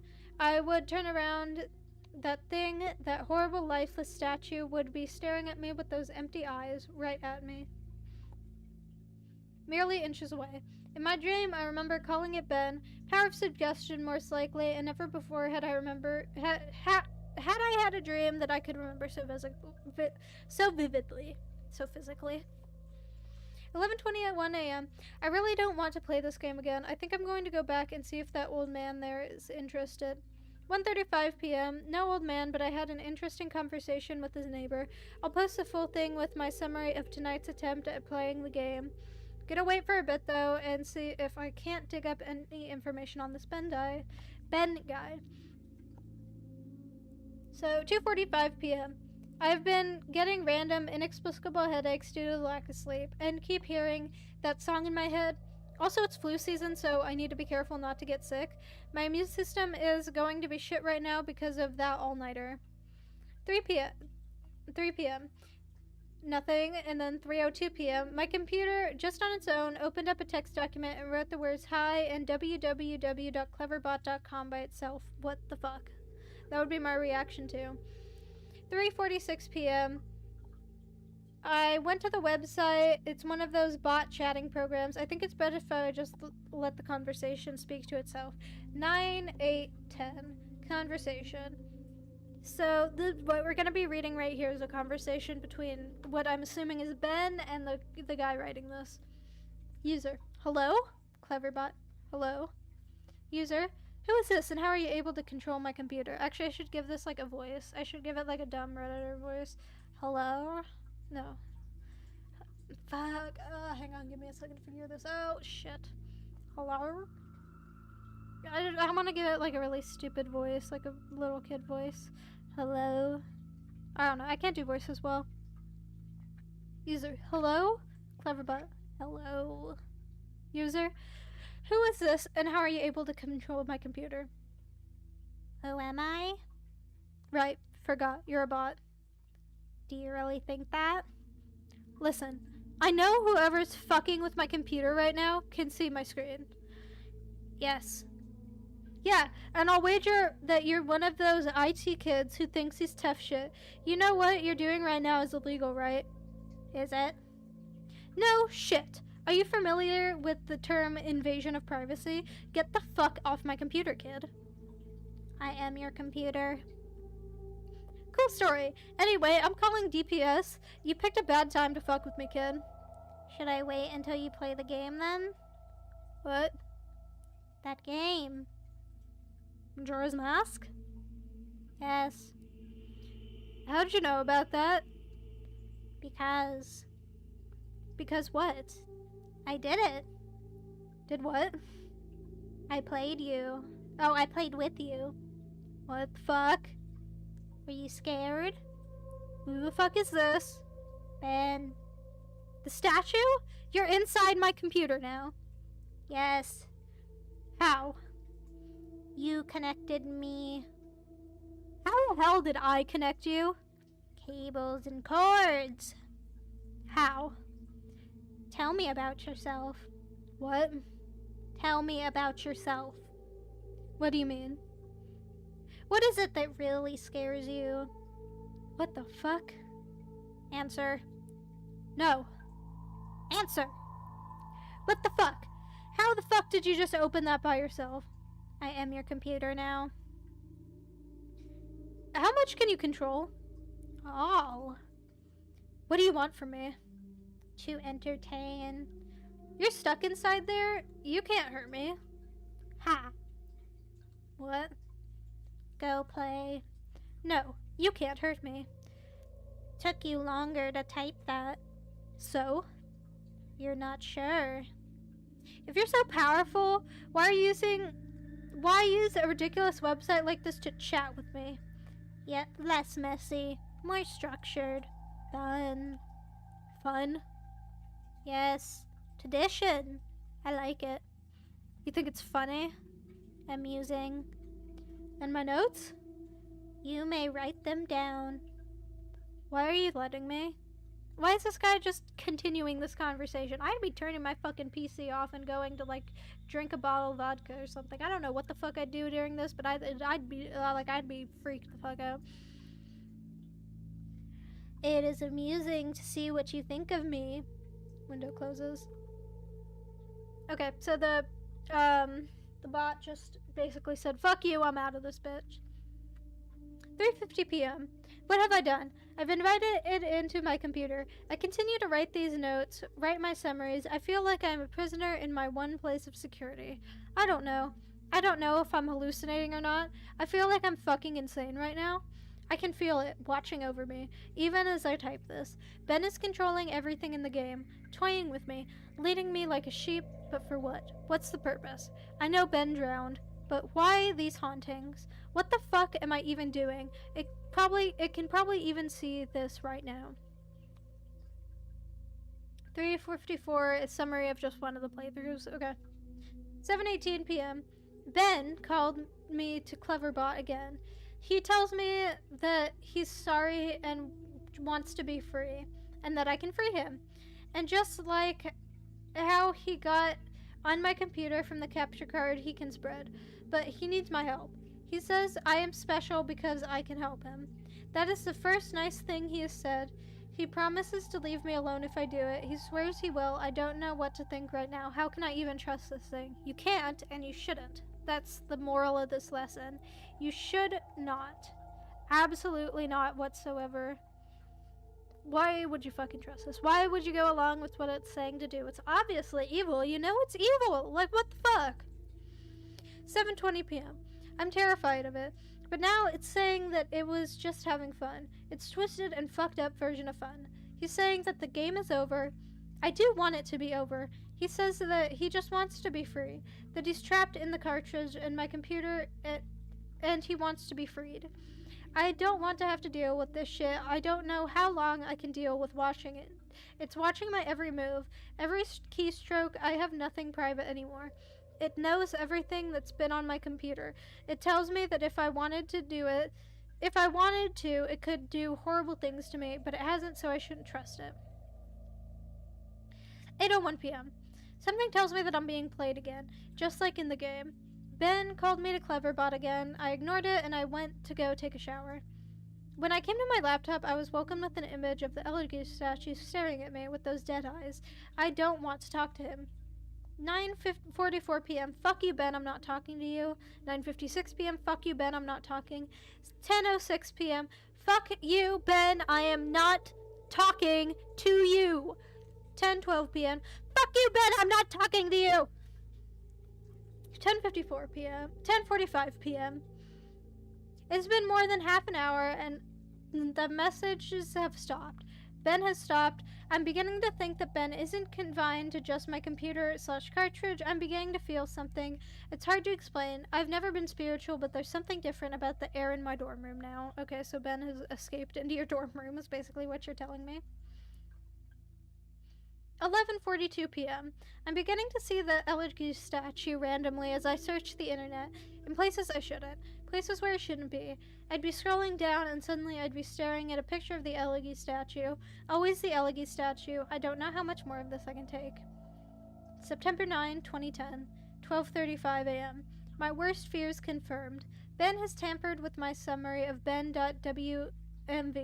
I looked at the summary that I posted on various forums for the ben.wmv file, and parts have been omitted. There's no mention of Ben existing outside the game. There's no mention of the Moon Children. What? Yeah, there has been no mention of the Moon Children. What the fuck is that?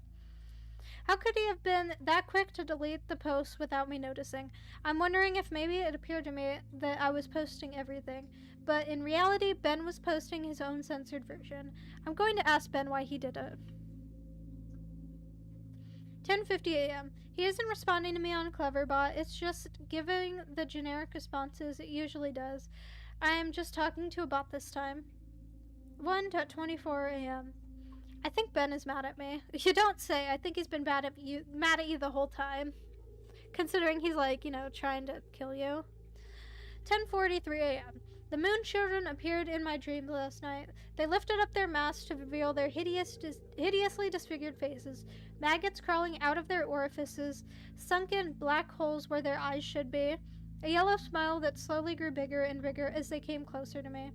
They told me that they wanted to play. I tried to run from them, but the 4 children pinned me down to the ground with surprising strength. Over them stood the Happy Mask salesman, announcing that he has a new mask that he wanted me to try. In his spastic sudden movements matching his in-game appearance, he took out a mask of molded off of someone's face that I couldn't recognize, a younger looking face. I'm gonna go ahead and guess it's Ben. It's not that hard to figure out.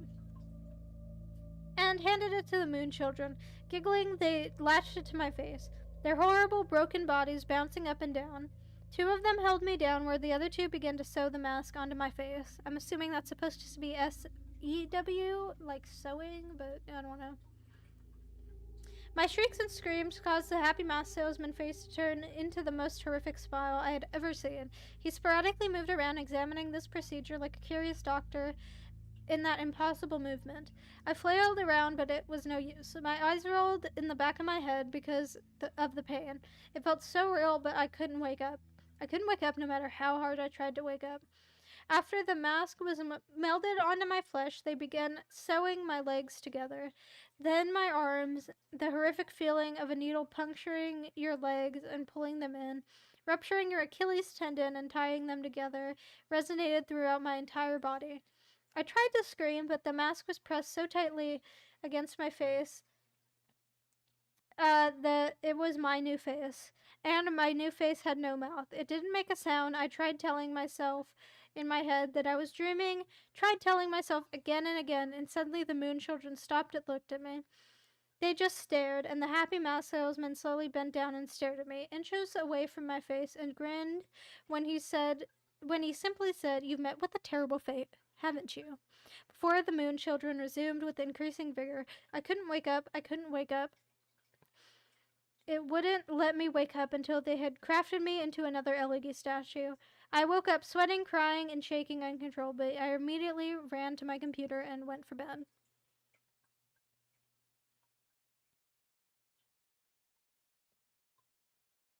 I need to put on another horror ambiance thing. There we go. 9, 9, 10. Conversation 1. Answer me, Ben. Welcome back. What is the point of doing this? Why? Amusing to see. How? Fun to play. Fun to toy with you. Makes you feel safe. I wonder how well you would have reacted. To what? If I hadn't revealed myself and stayed hidden, only doing things to play with you, close out windows, turn off your computer, move the mouse by itself, little things. Make you wonder if I am there, but you never know. Give you little hints that I am. I wanted to do something different with you. You did this before? Yes, and I will do it again. To who? Ben? Did you know Ben? Won't tell that information to you. How did Ben die? You know. No, but how did he drown? Won't tell that to you. Why? It is reserved for another. Who? Another who asks. When? Later. The window is closed. I'm beginning to think that this thing maybe isn't Ben at all. In its sadistic nature, I wouldn't be surprised if it took the boy's name after it killed him. No fucking shit. You just figured it out now that this isn't a little kid you're talking to, it's an evil demon entity? I think it's pretty obvious from the fact it's not acting like a little kid, it's acting like a demon who wants to fuck with you before killing you. Hello? What the fuck?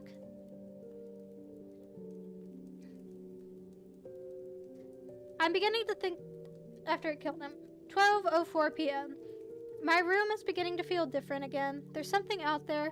I feel really threatened. Like there is something that is trying to reach out to me and strangle me, but it can't quite get there. 12:46 p.m. I think Ben doesn't want to play with me anymore. I'll play again. I'll play the game again. Ben, can you see this? I'll play the game again. Please, just stop this. Please, please. Okay, so yeah, he's fully losing his shit now. 1:41 p.m. I'm going insane trying to decide what is real and what isn't. Is Ben playing a trick on me, or is this for real? Is Ben generating these replies, or are people actually posting them? Did I just see that screen flicker, or was it my imagination? Imagine depending on the internet and trusting your eyes for your entire life and then being blinded. You can't rely on it anymore. You second guess everything. For the brief moments I am looking at my responses to the videos, people who were pointing out things that looked fake or photoshopped or whatever, and there's literally no way for me to know if Ben changed something on purpose to try and shut me up, or if maybe those replies were just constructed by Ben to try and discourage me from even reaching out. See, I get fucking caught in an infinite mindfuck loop like this, and this is what has been wearing on my sanity and pushing me to the edge. As I'm writing this, there's no way of even telling if anyone even cares as much as I think they do. Just another fucking trick. Does this whole document even exist? Am I writing nothing? Yeah, so he's like just going more and more insane at this point. Like at this point, he's just fucking fully losing his shit. 9/9/10 conversation 2. So this is the same day. What is it? What's the point of playing? I die whenever I do anything. You die because you can't figure out the secret. What? Thematic. What the fuck are you talking about? Their beauty in your suffering. I'm assuming that's supposed to be there is beauty in your suffering. The window is closed. Conversation ended. 4:09 p.m. Ben is making me play the game again. It tells me that it has something very important to show me. 6:23 p.m. Summary of Drowned playthrough. Summary of Children playthrough at 9:09 p.m. Then we get to September 10th, 2010.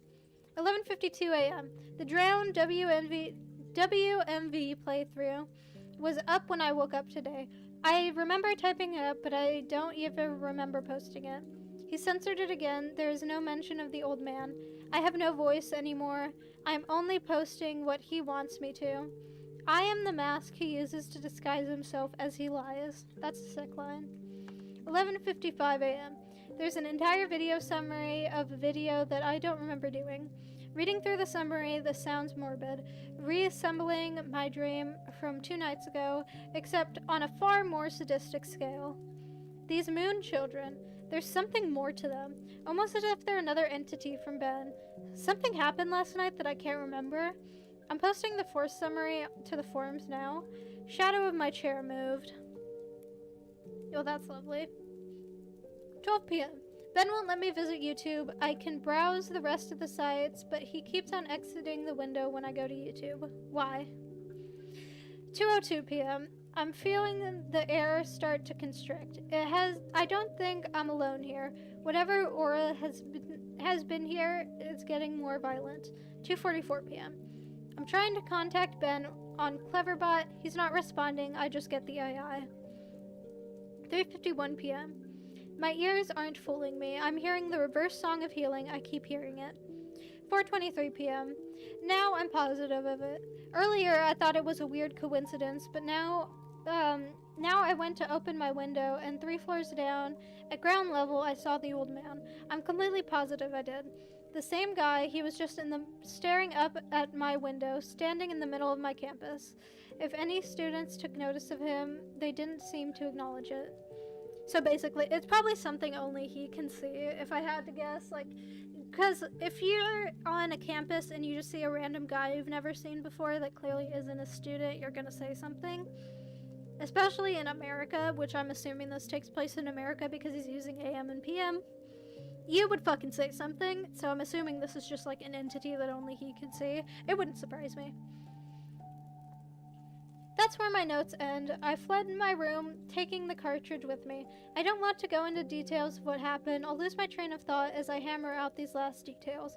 It's been roughly 2 days since then. This is my last summary and service to you of the final video you guys saw. Matt.wmv. We watched that. In the last video entry I made, Matt.wmv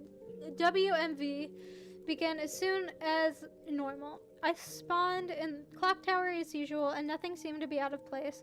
Determined to set things right and play the Oath to Order on top of the Clock Tower on the 4th day. I prepared myself. I sped up time and got to the final day, making my way to the observatory. As I got to the telescope room and approached the astronomer, he would not let me look into his telescope. He told me that it would be cheating and that I should follow the rules. Despite my repeated efforts, the game would not let me do the 4th day glitch, no matter how hard or what I tried. I tried working around the game and doing the glitch, but it was simply adamant this time. Regardless of if I simply had the illusion of free will in prior game, this time the game became more aggressive than anything I've ever seen. It eventually told me to go to Akana Canyon, where the game would end and it would stop haunting me. Anxious and desperate to end this nightmare, I played the Song of Soaring and ended up there. I was told to check my inventory, that I would find the answers there to end the game. I arrived at Akana Canyon and saved my progress at the owl statue. As I searched through my inventory, I finally noticed that I was missing a reoccurring song, the Elegy of Emptiness. Obviously, once I traveled there and learned the song, I suppose that was the last thing it needed before Ben decided it had enough fun playing with me. Ben is a manipulator. He tries to fool his victims into security and make you drop your guard like a Venus flytrap. He ensnares them. I am nothing but a puppet to him. He enjoys seeing what kind of human emotions he can tap into by doing different things. There are still some things about this whole experience that still don't make sense, but then again, I never was good at figuring out these things, and I'm not exactly in the right state of mind to. I'm giving you all the pieces of this puzzle for you to analyze and put pieces and piece together the missing link. I'm typing these closing thoughts on the library computer on campus, and I've emailed myself the notes I have stored on my infected computer from the last 4 days. I'm going to combine those copy and paste those notes with the closing/openings that I've typed. I've typed here on the safe public computer into the one text document. I'm not taking any chances spreading Ben. I would not wish this horrible torment on anyone, and I've made sure to have my bases covered here. I didn't run into any problems with Ben when I was back in the computer trying to email myself the notes. Went right under his fucking nose, and he has no idea what he let me do. Has had no problems opening the text document from my infected computer in my email either. I can't describe to you how it feels to finally be able to get the word out in this post. The nightmare ends here.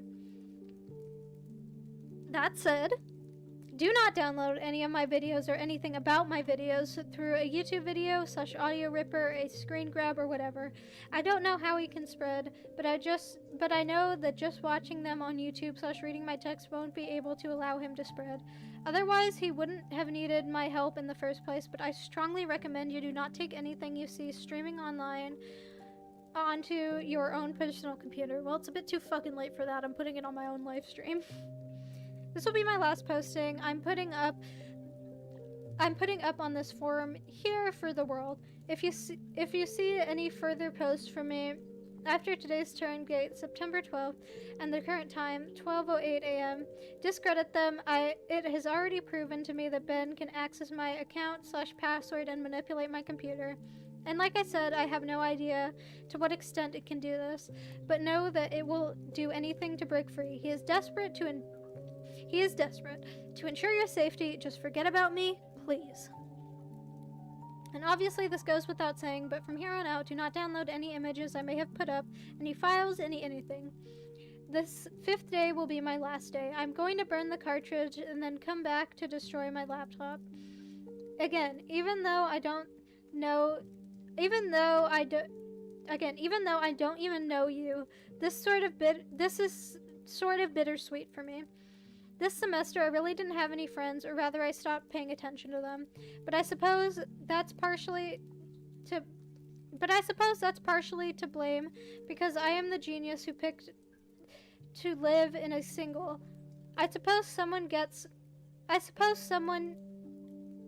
Wait. Hang on. I suppose someone to get a hold of me and save me before I got too immersed into this game would have literally saved my life. However, it proved too much for me. But I'm glad it happened to me and I could get the warning out so that Ben dies here. Lastly, thank you for taking the time to open this and open yourselves up to hearing my story. Despite maybe not believing me, you didn't have to do that. Really, you shouldn't have. Your support this entire time has really kept me going, and now I am finally free of this. Thanks again, Judiciable. Okay, so this is just a summary of the story. We're gonna watch this last video here, and then I'm gonna go into my thoughts on the story. It's only 18 seconds. The counter resets.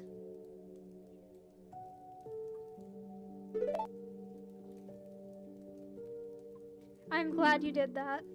Uh-oh.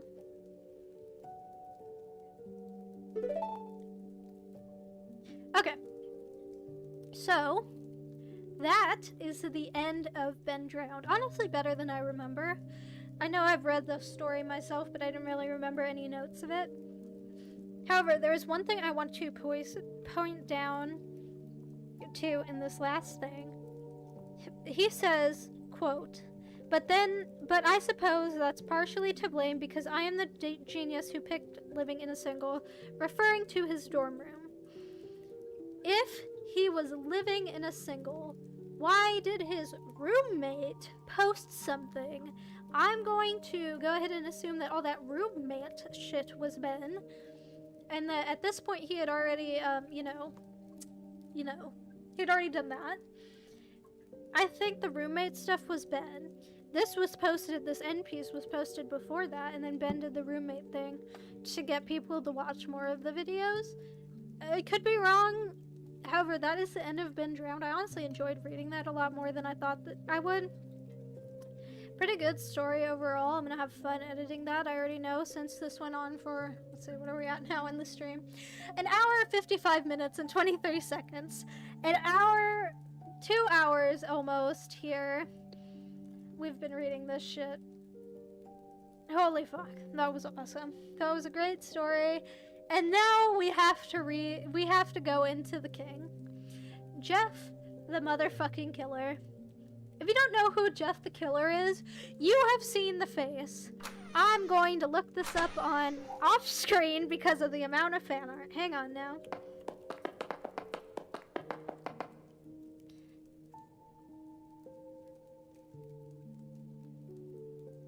Okay, there's nothing that can get me banned on screen right now. You have seen this face. You have. However, if you don't know, the story associated with this face is fucking unhinged. We're going to leave it now. We're going to read it right now. It's so funny. I know it's funny. I don't remember everything about it, but it's goddamn hilarious. Anyone who has not had the privilege of reading through this story, you're going to listen to it right now.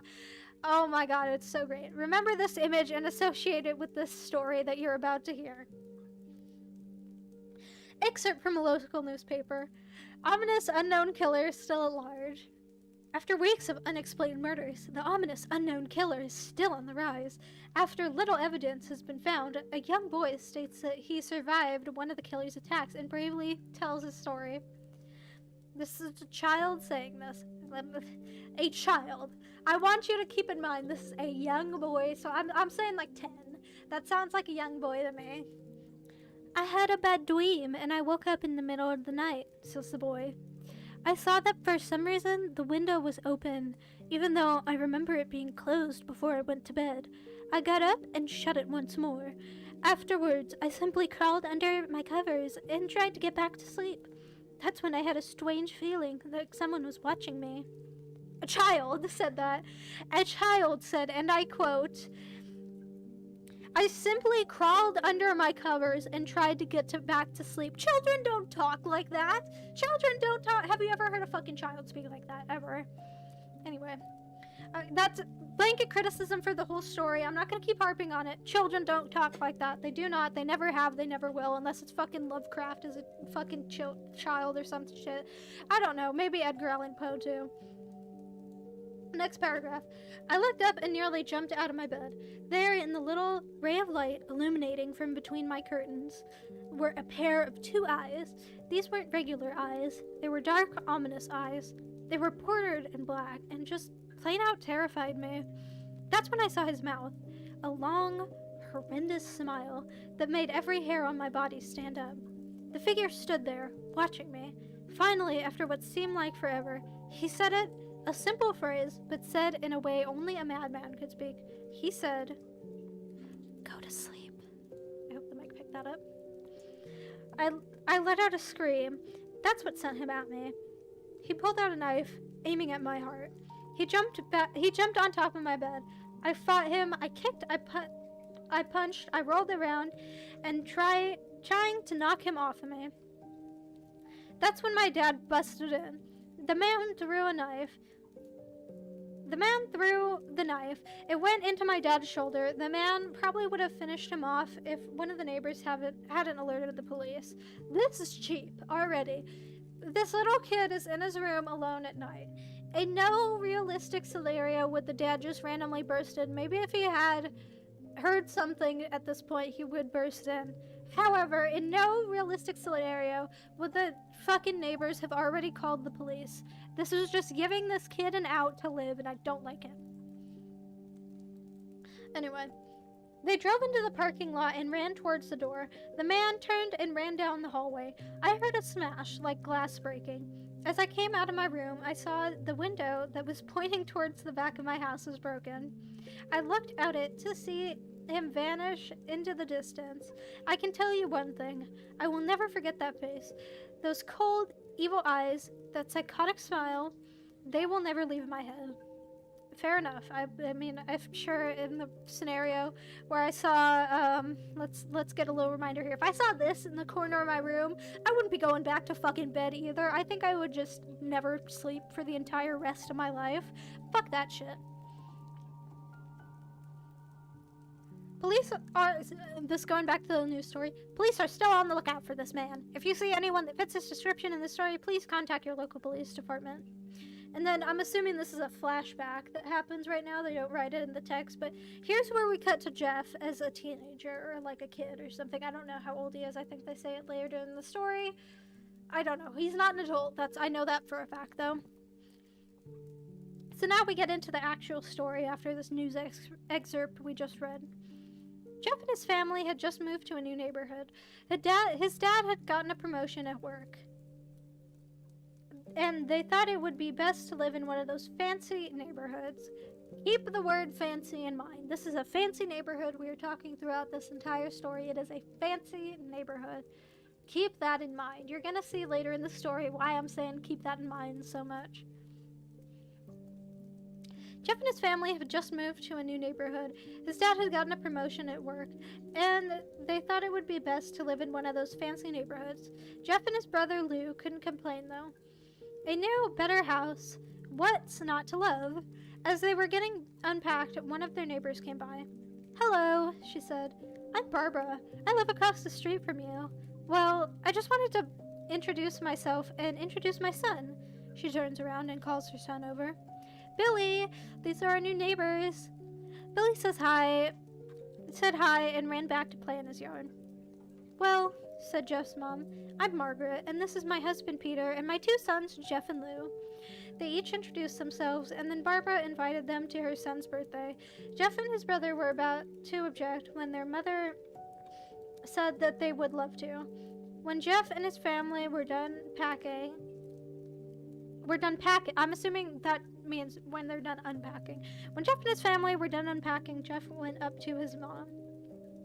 "Mom, why did you invite us to come to kids' party? If you haven't noticed, I'm not just some dumb kid." Yes, I'm giving Jeff the Killer of Valley Girl voice. "If you don't like it, fuck you, I'm doing it anyway." "Jeff," said his mother, "we just moved here. We should show that we want to spend time with our neighbors. Now we're going to that party, and that's final." Jeff has started to talk, but stopped himself knowing that he couldn't do anything. Whenever his mom said something, it was final. We all know the mom way of speaking when you know you're not going to change their mind. He walked back up to his room and plopped down on his bed. He sat there looking at his ceiling when suddenly he got a weird feeling. Not so much a pain, but a weird feeling. He had dismissed it as just some random feeling. He had heard his mother call him down to get his stuff as he walked down to get it. Could they have said feeling any more in that fucking paragraph? Jesus Christ. The next day, Jeff walked downstairs to get breakfast and got ready for school. As he sat there eating his breakfast, he once again got that feeling. This time it was stronger. It gave him a slight tugging pain. Okay, he's having heart palpitations now. It gave him a slight tugging pain, but he once again dismissed it. Good man. Good. Good on you, dismissing it and not costing your mom medical bills. As he and Lou finished breakfast, they walked down to the bus stop. They sat there waiting for the bus, and then all of a sudden, some kid on his skateboard jumped over them, only inches above their leg. They both jumped back in surprise. "Hey, what the hell?" What? Okay, hey, I want to switch to full cam to just paint the visual of what just happened here. What the fuck kind of antagonist intro is this? So Jeff and Lou, let's say this is Jeff and Lou right here. They're sitting on a bench, right? So they're like this. And then Randy, this kid, jumps a skateboard over the two boys. And then he's just like, what? Why would you jump a skateboard over two kids sitting down? Okay. Anyway. The kid landed and turned back to them. He kicked his skateboard up and caught it with his hands. The kid seemed to be about 12, 1 year younger than Jeff. Okay, Jeff is 13. He wears an Aeropostale shirt and ripped blue jeans, very early 2000s. And then this is Randy talking. He says, "Oh, well, looks like we got some new meat." Suddenly, 2 other kids appeared. One was super skinny and the other was huge. "Well, since you're new here, I'd like to introduce ourselves. Over there is Keith." Jeff and Lou looked over to the skinny kid. He had a dopey face to have. That's a bit fucked up. "And he's Troy." They looked over at the fat kid. Talk about a tub of lard. This kid looked like he hadn't exercised since he was crawling. Why? I don't really understand why the narrator felt the need to tell us that, to break the immersion and tell us that, but I'm very happy he did, because what the fuck. "And I," said the first kid, "am Randy. Now, for all these kids in the neighborhood, there's a small price for bus fare, if you catch my drift." Lou stood up, ready to punch the lights out of the kid's eyes, when one of his friends pulled a knife on him. "Tisk, tisk, tisk. I had hoped you would be more cooperative, but it seems like we must do this the hard way." So Randy has turned into Emperor Palpatine now. That's where we're at in the story. And he now has a knife.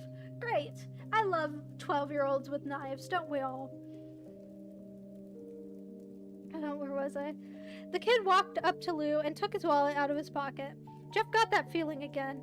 Now it was truly strong, a burning sensation. He stood up, but Lou gestured him to sit down. Jeff ignored him and walked up to the kid. "Listen here, you little punk. Give back my bro's wallet or else." Wait, is that supposed to be Jeff? "Listen here, you little punk. Give back my bro's wallet or else." Randy put the wallet in his pocket and pulled out his own knife. "Oh, and what will you do?" Just as he finished that sentence, Jeff popped the kid in the nose. As Randy reached for his face, Jeff grabbed the kid's wrist and broke it. Well, Jeff is apparently a super soldier now. I have never broken somebody's wrist. I've broken my own wrist. It's not that easy to do. My wrist wasn't fully broken. It was just fractured. And that was me full force from punching a wall. Don't ask the context that it was a long ass time ago. I was in like 5th grade. Let's see, where were we? Broke it. Randy screamed and Jeff grabbed the knife from his hand. Troy and Keith rushed Jeff, but Jeff was too quick. He threw Randy to the ground and Keith lashed out at him, but Jeff ducked and stabbed him in the arm. Keith dropped his knife and fell to the ground screaming. Troy rushed him too, but Jeff didn't even need the knife. He just punched Troy straight in the stomach and Troy went down. As he fell, he puked all over. Lou could do nothing but look in amazement at Jeff. Well, okay. At this point, he basically has superpowers, because no 13-year-old, even fighting another 13-year-old, is going to punch someone and have them immediately go down. That is not something children are capable of. I have the strength of a child, and I'm not capable of it. So I think I have a pretty good frame of reference here for what I'm going off of. "Jeff, how did you do that?" was all he said. They saw the bus coming, and they knew they would be blamed for the whole thing. Which, I mean, yeah, you did just, like, beat the shit out of another kid. You're probably gonna get in trouble for that no matter who's at fault, because his schools are stupid and don't really support self-defense. But it is their problem. So they started running as fast as they could. As they ran, they looked back and saw the bus driver rushing over to Randy and the others. As Jeff and Lou made it to school, they didn't dare tell what just happened. All they did was sit and listen. Lou just thought of that as his brother beating up a few kids, but Jeff knew it was more. It was something scary. He got that feeling. As he got that feeling, he felt how powerful it was. The urge just to hurt someone. Okay, so at this point, he's experiencing schizophrenia. He's getting thoughts of hurting people. Whatever. Seems like something you should look into, but I mean, this mom, as you're about to see, is basically just a wino who's not gonna give a shit about Jeff ever. He didn't like how it sounded, but he couldn't help feeling happy. He felt that strange feeling go away and stay away for the entire day of school. Even as he walked home due to the whole thing near the bus stop, and how he probably wouldn't be taking the bus anymore, he felt happy. When he got home, his parents asked him how his day was, and he said in a somewhat ominous voice, "It was a wonderful day." Yeah, I'm not dropping the Valley Girl thing, that's staying. The next morning, he heard a knock at his front door. He walked down to find the police officers at the door, his mother looking back at him with an angry look. Jeff, these officers tell me that you attacked 3 kids, that it wasn't regular fighting. They were stabbed, son. Jeff's gaze fell to the floor, showing his mother that it was true. Mom, they were the ones who pulled the knife on me and Lou. Son, said one of the cops. I don't know why that's also in quotes. This entire story, by the way, I'm not changing anything or jumping around. This is legitimate flow of the story I'm reading right here. And I'm reading it from creepypasta.com, so if anyone tries to tell me, oh, you're not reading the right story, it's better than this, go fuck yourself. This is literally creepypasta.com I'm reading it from, so literally go to hell. I don't care.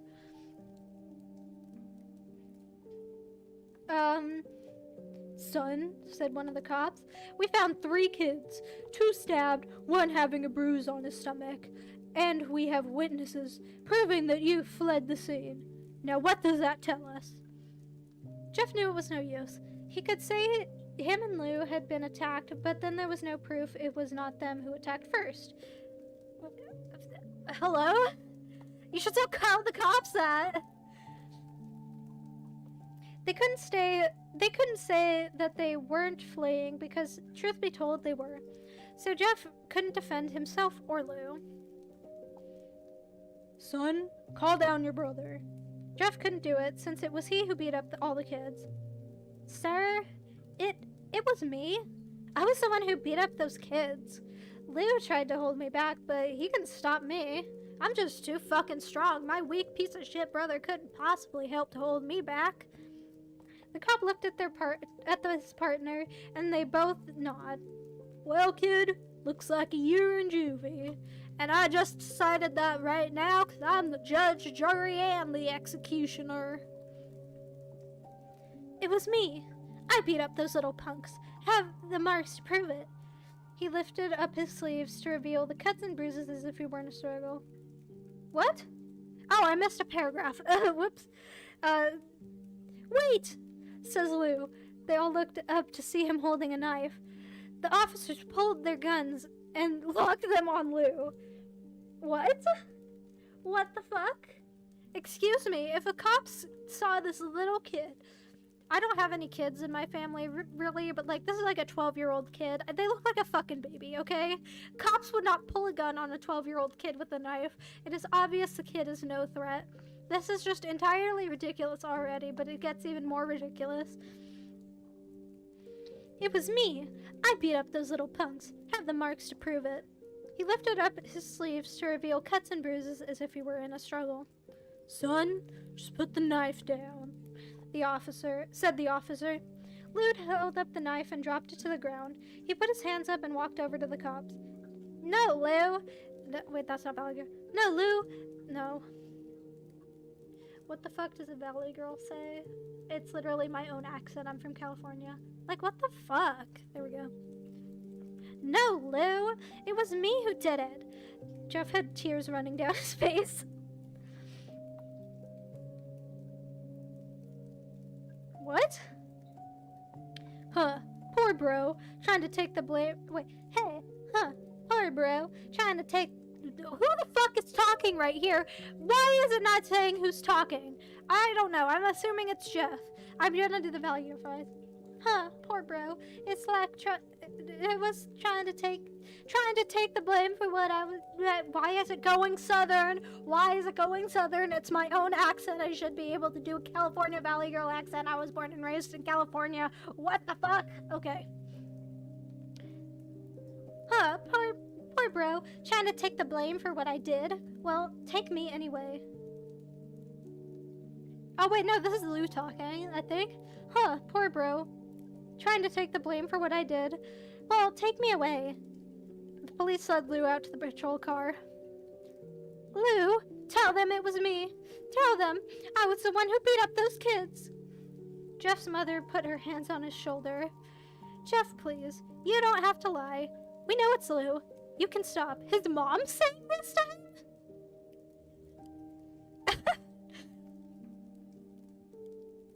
Jeff watched helplessly as the cop car speeds off with Lou inside. A few minutes later, Jeff's dad pulled into the driveway, seeing Jeff's face and knowing something was wrong. Son? Son, what is it? Jeff couldn't answer. His vocal cords were strained from crying. Instead, Jeff's mother walked his father inside to break the bad news to him as Jeff wept in the driveway. After an hour or so, Jeff walked back in the house. His parents just left him out there crying in the driveway. Okay. Okay. Hello? After an hour or so, Jeff walked back into the house, seeing that his parents were both shocked, sad, and disappointed. He couldn't look at them. He couldn't see how they thought of Lou when it was his fault. He just went to sleep, trying to get the whole thing off his mind. 2 days went by with no word from Lou at JDC. I'm assuming that's the prison. No friends to hang out with, nothing but sadness and guilt. That is until Saturday when Jeff is woken up by his mother with a happy, sunshiny face. This mom who is just... Okay, let's... Hang on. I almost knocked over my soda. Okay, we're going full scam and we're turning off the music for this shit. Hang on.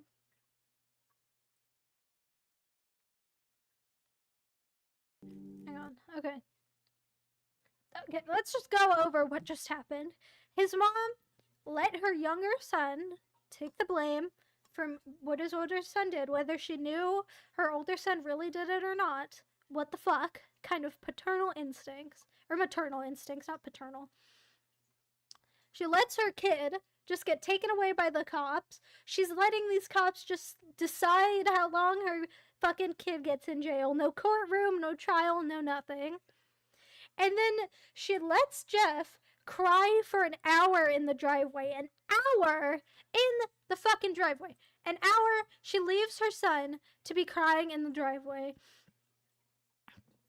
And then just waits for him to come back inside. Then, a few days later, she comes into his room all fucking happy and shit to tell him they're going to his neighbor's kid's birthday party anyway. After your son just got fucking sentenced to a year in jail? What the fuck? What kind of fucking uncaring ass wine mom shit is this? What the fuck? I listened to Mr. Creepypasta or someone read this story when I was a kid. I didn't question any of this.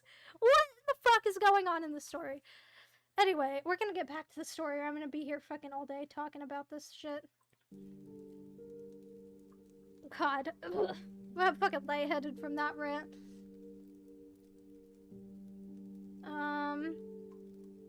Happy sunny face. And then here we are. Jeff, it's the day. She says that she opens the curtain and lets the light flood into his room. What's today? Asks Jeff as he stirs awake. Why, it's Billy's party, his mom says. Jeff is now fully awake. Mom, you're joking, right? Now he's a New Yorker kid, I suppose. That would fit Randy better, honestly, him being like the racketeering New Yorker's kid.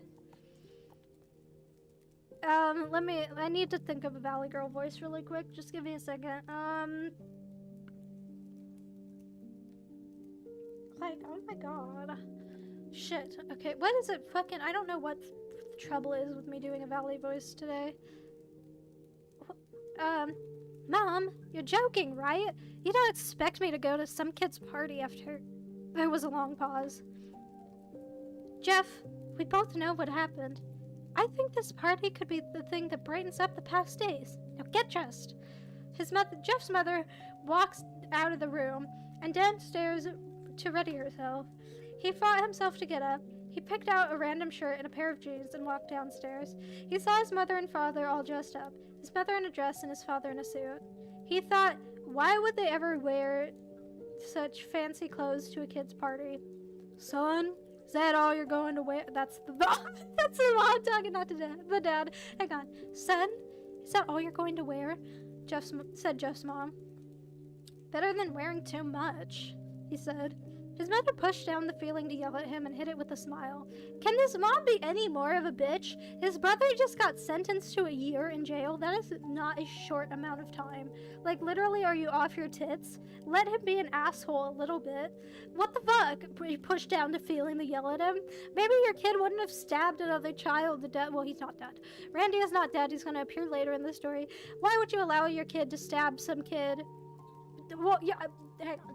Not why would you allow? Your kid would not have stabbed some kid if you weren't a shitty ass wine mom parent. That's why he's having schizophrenia right now, and why he's turning into a serial killer. It's because of you, Jeff's mom. What's her name? Margaret? Fuck you. Fuck you to hell and back. Where was I? Now Jeff. Wait, said his father. Okay, now Jeff. We may be overdressed, but this is how you go if you want to make an impression, said his father. Jeff grunted and went back up to his room. I don't have any fancy clothes, he yelled downstairs. Just pick something out, called his mother. He looked around his closet for what he would call fancy. He found a pair of black dress pants he had for special occasions and undershirt. He couldn't find a shirt to go with it, though. He looked around and found only striped and patterned shirts, none of which go with dress pants. He finally found a white hoodie and put it on. You're wearing that? They both said. His mother looked at her watch. Oh, no time to change. Let's just go. What? Hey, okay, hang on. After I read this paragraph, I'm going to explain why this sequence is absolutely motherfucking insane. She said as she herded Jeff and his father out the door.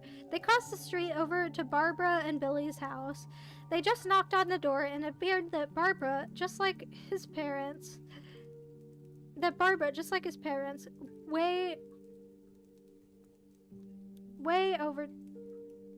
way overdressed. Sorry, the grammar in this story is not very easy to read. My apologies. I'm sure this was written by a 12-year-old. And I'll talk about why I believe that at the end. It appeared just like Barbara. So Billy's parents are also way overdressed. Basically, all the adults at this party are dressed like it's the fucking Met Gala. As they walked inside, all Jeff could see were adults and no kids. The kids are out in the yard. Jeff, how about you go meet some of them? Said Barbara. Jeff walked outside to a yard full of kids. They were running around in weird cowboy costumes and shooting each other with plastic guns. He might as well be standing in a Toys R Us. Suddenly, a kid came up to him and handed him a toy gun and a hat. Hey, wanna play? He said. No, kid. I'm way too old for this stuff, said Jeff. The kid looked at him with a weird puppy dog face. Please, said the kid. Fine, said Jeff. He put on the hat and started to pretend to shoot the kids. At first, he thought this was totally ridiculous, but then he started to actually have fun. It might not have been super cool, but it was the first time he had done something that took his mind off Lou. So he played with the kids for a while until they heard a noise. A weird rolling noise. Then it hit him. Randy, Troy, and Keith all jumped over the fence on their skateboards. Jeff dropped the fake gun and ripped off the hat. Randy looked at Jeff with a burning hatred. So, before we get into this anime Dragon Ball battle we're about to get into... What? What the fuck? Let's just go over what just happened. His parents wake him up. His brother is still in jail during this. His parents wake him up, tell him to cheer the fuck up and stop being such a depressed sack of shit, and get ready for Billy's party. They're wearing, like, gowns and dressing up like this is a formal event, which is already weird enough. And then they get mad at Jeff for not doing the same thing. Like, is that... What the fuck?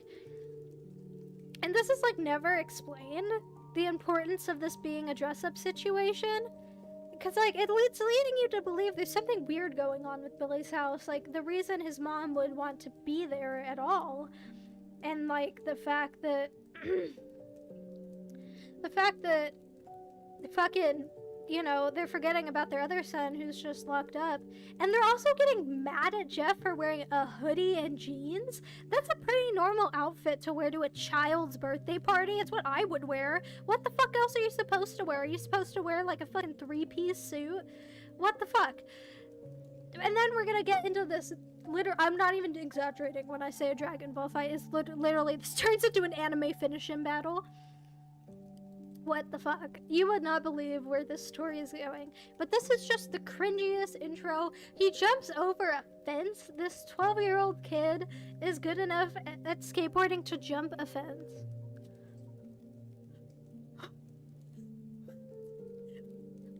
This story is absolutely insane and I love it.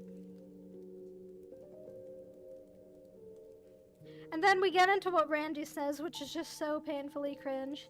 Hello, Jeff, is it? We have some unfinished business. Jeff saw his bruised nose. I think we're even. I beat the crap out of you, and you got my brother sent to JDC.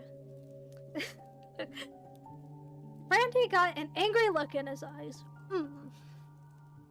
Oh no, I don't go for even. I go for winning. You may have kicked our asses that one day, but not today. Oh, I was gonna do like a New Yorker kid voice for Randy. Basically like the New York kids in the South Park episode with the brown note. You know, fuck the New Yorker kid voice. I don't care. I don't care. I don't care. I don't care. God, this fucking story is making me dizzy. I swear to God. Maybe it's because I haven't eaten yet today, but man, I'm getting delirious. I'm gonna have to end stream soon. As he said that, Randy rushed at Jeff. They both fall to the ground. Randy punched Jeff in the nose, and Jeff grabbed him by the ears and headbutted him. Rah! Jeff pushed Randy off him, and both rose to their feet.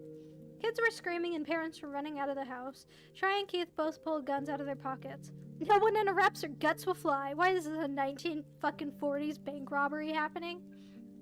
They said. Randy pulled a knife on Jeff and stabbed it into his shoulder. Jeff screamed and fell to his knees. Randy started kicking him in the face.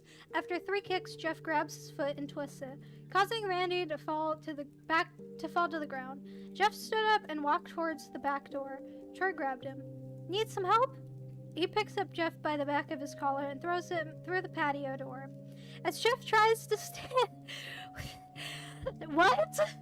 This 12, Randy is 12, Jeff is 13, Jeff is older than Randy.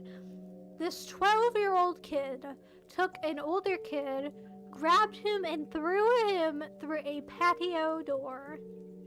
Yeah, that makes sense for what 12-year-olds can do.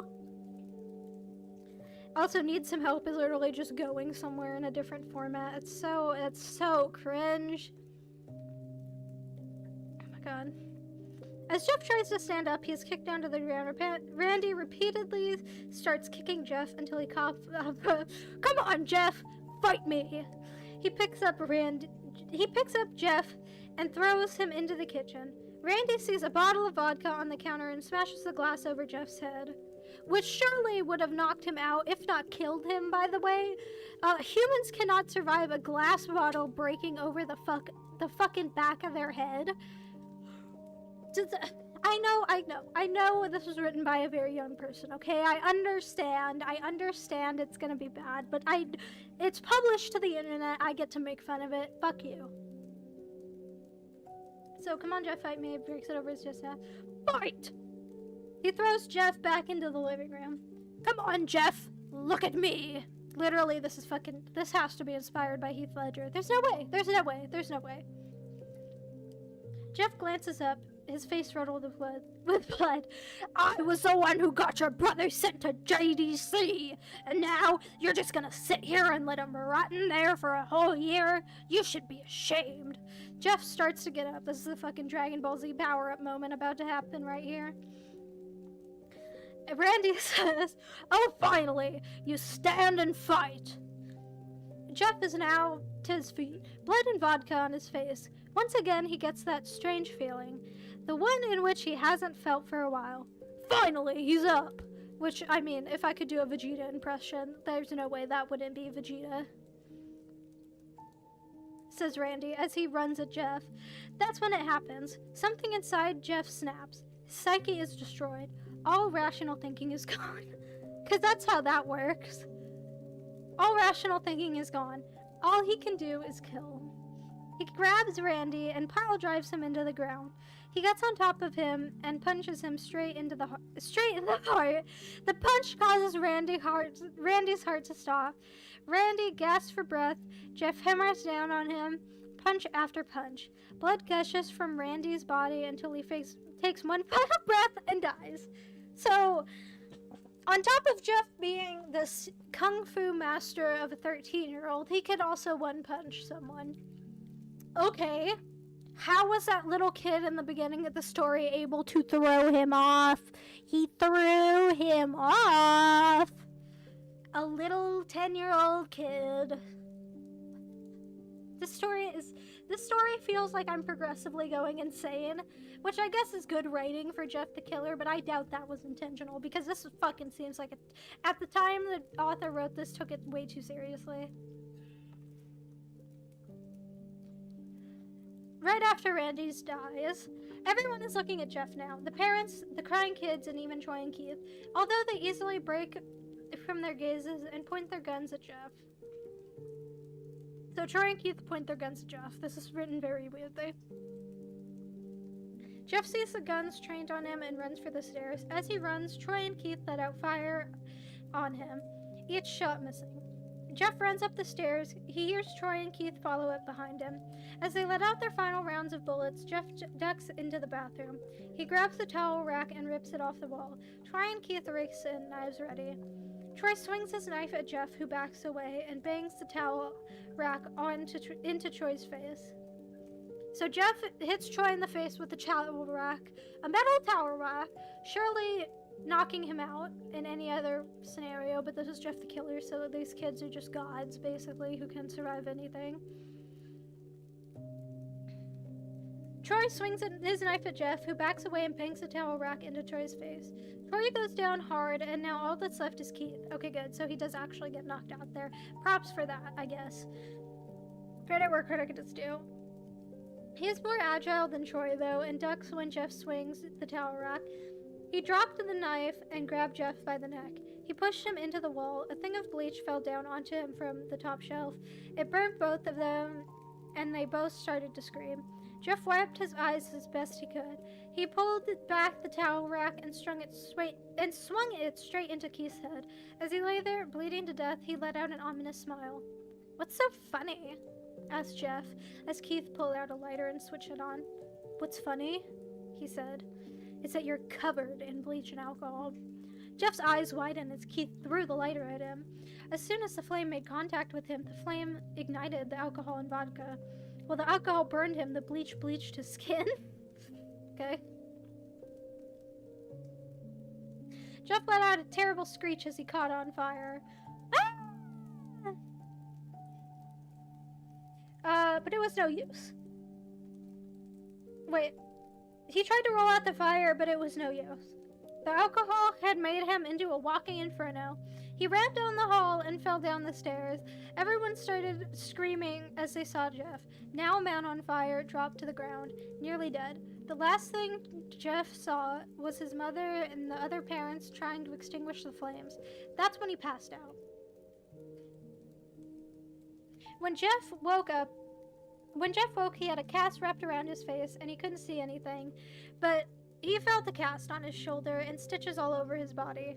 He tried to stand up, but realized that there was some tube in his arm.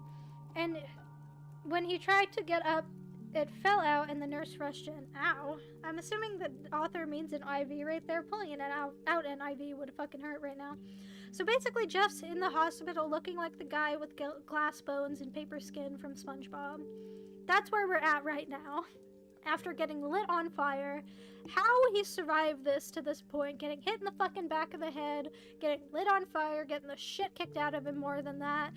No clue. He's literally immortal. Like, he would have to be to survive all this shit, but that's besides the point. I don't think you can get out of bed just yet, she said, as she put the tube back into his bed and reinserted the tube. I don't think you can just reinsert an IV. I think you would have to use another needle, but whatever, what do I know? Jeff sat there with no vision, no idea of what his surroundings were. Finally, after hours, he heard his mother. Honey, are you okay? Why didn't you help him when he was on fire anyway? She asked Jeff. Jeff couldn't answer, though. His face was covered, and he was unable to speak. Oh, honey, I have great news. After all the witnesses told the police that Randy confessed to trying to attack you, I don't know why it says that right there, they decided to let Lou go. This made Jeff bolt up, stopping halfway, remembering the tube coming out of his arm. He'll be out by tomorrow, and then you two will be together again. Wow, so the jail just realized that a cop throwing a kid in jail and deciding that he's just gonna stay there for a year with no evidence or trial whatsoever is extremely unconstitutional and they should be let out? Yeah, it's not a fucking surprise that they're gonna let Lou out. Jeff's mother hugs Jeff and says her goodbye. What? She's not gonna stay at the hospital with him? What an uncaring bitch-ass, whine-ass, cunt-ass mother. What the fuck? I hate the mom. The next couple of weeks were those where Jeff was visited by his family. Yeah, they didn't stay with him! What the fuck? But those where Jeff was visited by his family. Then came the day where his bandages were to be removed. His family members were all there to see what he would look like. As the doctors unwrapped the bandages from Jeff's face, everyone was on the edge of their seats. They waited until the last bandage, holding the cover over his face, was almost removed. Let's hope for the best, said the doctor. What the fuck? If you're wondering why I had such a strong reaction to that, my grandma and my father were nurses. If you took a burn victim patient, taking off their bandages and said, and I quote, let's hope for the best, you would be fired instantly. There is no universe where a doctor could say that to a child burn victim and not get fired. What the fuck kind of hospital is this? Jeff's mother screams at the side of his face. Lou and Jeff's dad stare awestruck at his face, so his family is also treating him like he's a literal fucking Wendigo or something. That's wonderful. I bet that's great for his mental health and self-esteem and psyche. What happened? What happened to my face? Jeff said. He rushed out of bed and ran to the bathroom. He looked in the mirror and saw the cause of the distress. His face. It's horrible. His lips were burnt to a deep shade of red. His face was turned into a pure white color, and his hair singed from brown to black. I'm sure the fire would dye your hair black and not burn it, but okay. He slowly put a hand to his face. It had a sort of leathery feel to it now. I mean, at least that's accurate. He looked back at his family, then in the mirror. Jeff, said Lou, it's not that bad. Not that bad, said Jeff. It's perfect. His family were equally surprised. Jeff started laughing uncontrollably. His parents noticed that his left eye and hand were twitching.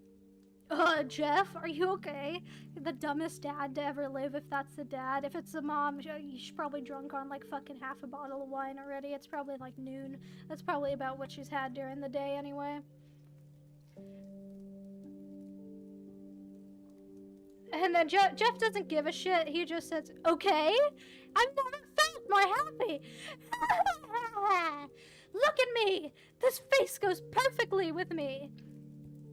He couldn't stop laughing. He stroked his face, feeling it. Looking at it in the mirror, what really caused this? Well, what?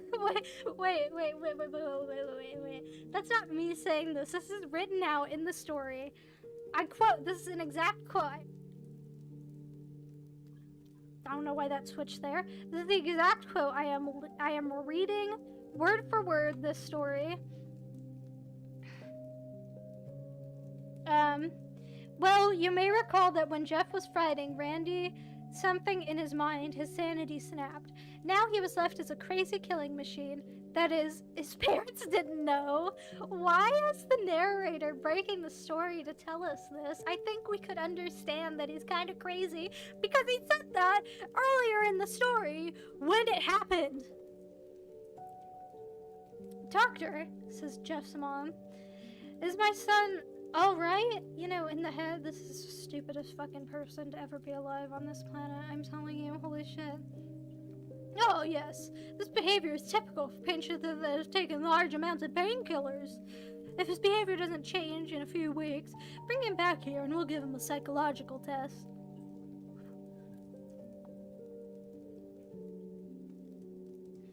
What? I don't even know how I can begin to explain how not normal that is for painkillers. If anything, they relax you. This is normal for patients who've taken large amounts of painkillers. This is the fucking doctor got his medical degree from fucking Kaiser, not Kaiser Permanente. What is that fucking stupid, from that one university that's like super alt-right. I don't remember what it is, but he got his fucking degree from there. Might as well have at this fucking point. Oh, thank you, doctor, said Jeff's mom. And she went over to Jeff. Jeff, sweetie, it's time to go. Jeff looked away from the mirror. His face formed into a crazed smile. Okay, mommy. Ha ha ha! I guess he's gonna call his mom mommy now. There's no reason for that, except he's crazy now. Of course he's gonna say mommy instead of mom or something. That's what all crazy people do. And apparently he's just going to be laughing. This has to be inspired by Heath Ledger. I believe this story came out in 2008, which is the same year The Dark Knight came out.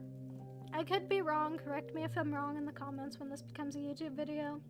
However, I will fucking eat my own ass on camera if it turns out that this was released before The Dark Knight. It feels way too inspired, okay?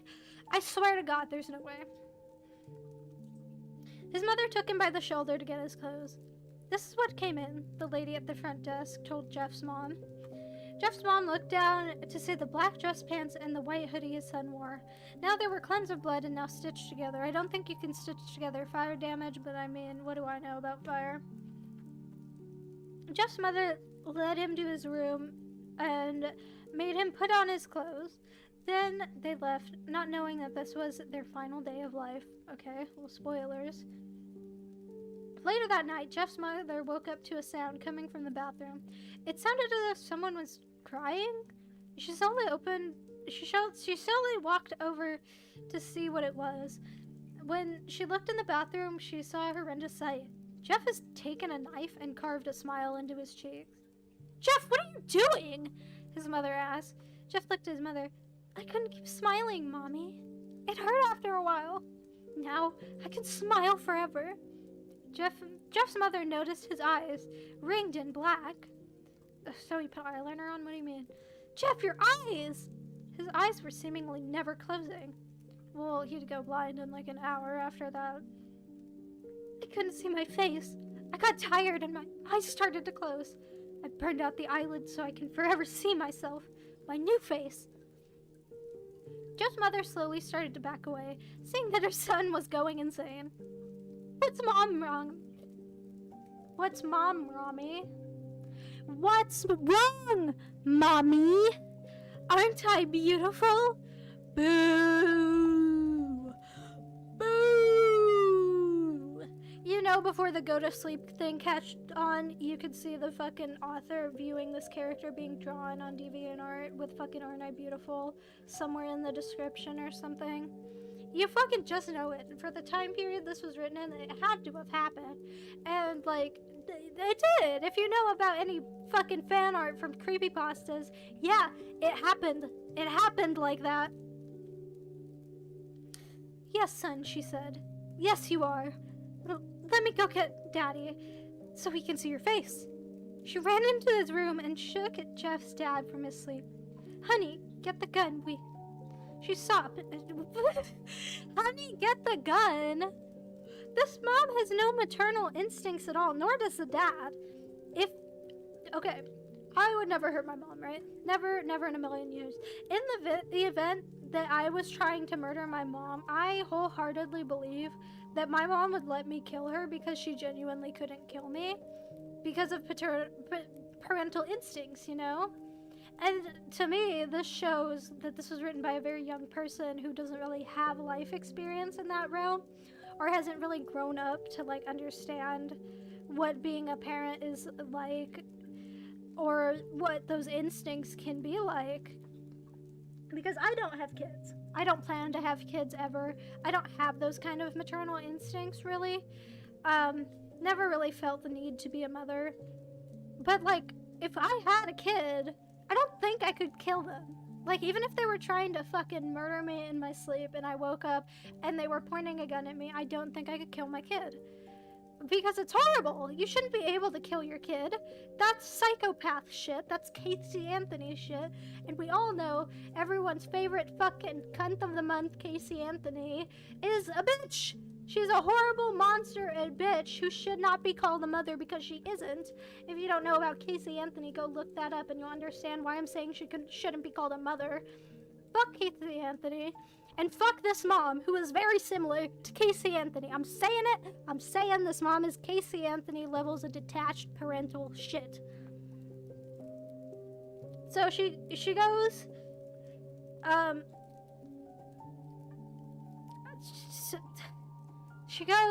she tells her husband to get the gun, and then we come back to here. Jeff comes into the room saying, "Mommy, you lied." And that's the last thing they hear as Jeff rushes in with the knife, gunning them both. Ordinarily, I would say this is also bad writing, because Jeff also has no instincts that care about his parents after he just snapped and went insane. Whatever the fuck that means. You could take that for whatever you mean as a temporary psychosis. I don't know. They never specify. But the reason I think this fits in more with the story, Kim killing his parents so suddenly, is because his parents treat him like shit. It's pretty clear they have no love for him or Lou, so I can only imagine what his home life was like before. So, you know what? This honestly just makes sense. His brother Lou woke up startled by some noise. He didn't hear anything else, so he just shut his eyes and tried to go back to sleep as he was on the border of sleep, but he got the strangest feeling that someone was watching him. He looked up before Jeff's hand covered his mouth. He slowly raised the knife, ready to plunge it into Lou. Lou thrashed here and there, trying to escape Jeff's grip. "Shh," said Jeff. "Just go to sleep." And that is the end of Jeff the Killer. I shit you not, that is how the story ends. So, what have we learned about Jeff the Killer? His parents are awful. Everyone in that town is awful. Jeff snapping, I'm honestly surprised he didn't snap sooner. What the fuck? I mean, like, what is there to say?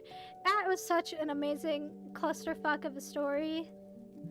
However, I appreciate the author greatly for writing this. If somehow the author ever sees me reading this story, I'm talking a lot of shit in this. I had a great time reading this. This was fucking fun as shit. You, my friend, if you ever see this, the author of this story, have made a wonderfully fun story. I adore it. I think this is wonderful. And author, if you ever see this, since you wrote this, I'm pretty certain when you were like a kid, I'm sure you developed into a fantastic writer now. If this is how you started off your writing career, I would love to see your other work. Also, if the author of this has written anything else, please send me it. I would love to read it. Very fun time. This was fucking awesome to read. I'm so glad I decided to read it on stream. I had a very fun time with it. This did not feel like another hour of reading for me. Ben Drown felt really long, but that is a really long story. This is fucking wonderful. Anyway, don't really have anything to shout out right now. Go subscribe to my YouTube channel if you want to see the full stream. Like, if you missed some of it, it'll be up there. It'll be up on Twitch for a while, but it'll get taken down eventually because that's just how Twitch works. Go subscribe to my main channel if you want to see the edited version of this when that gets released. I'm going to try and have it released within a week or so. And yeah, aside from that, just have a good day, and I'm going to see you back tomorrow, actually. Tomorrow's Saturday. I'm going to stream tomorrow.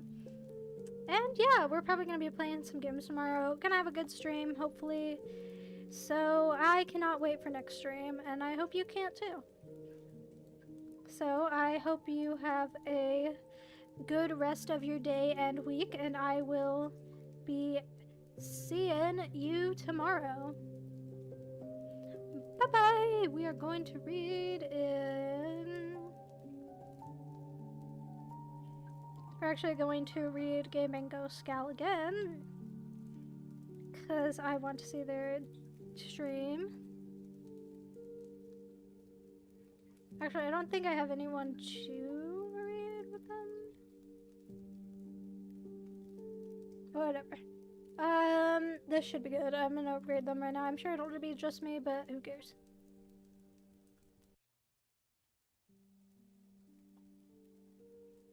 So we're gonna be doing that now. Everyone have a good rest of your day, and I'll see you back tomorrow.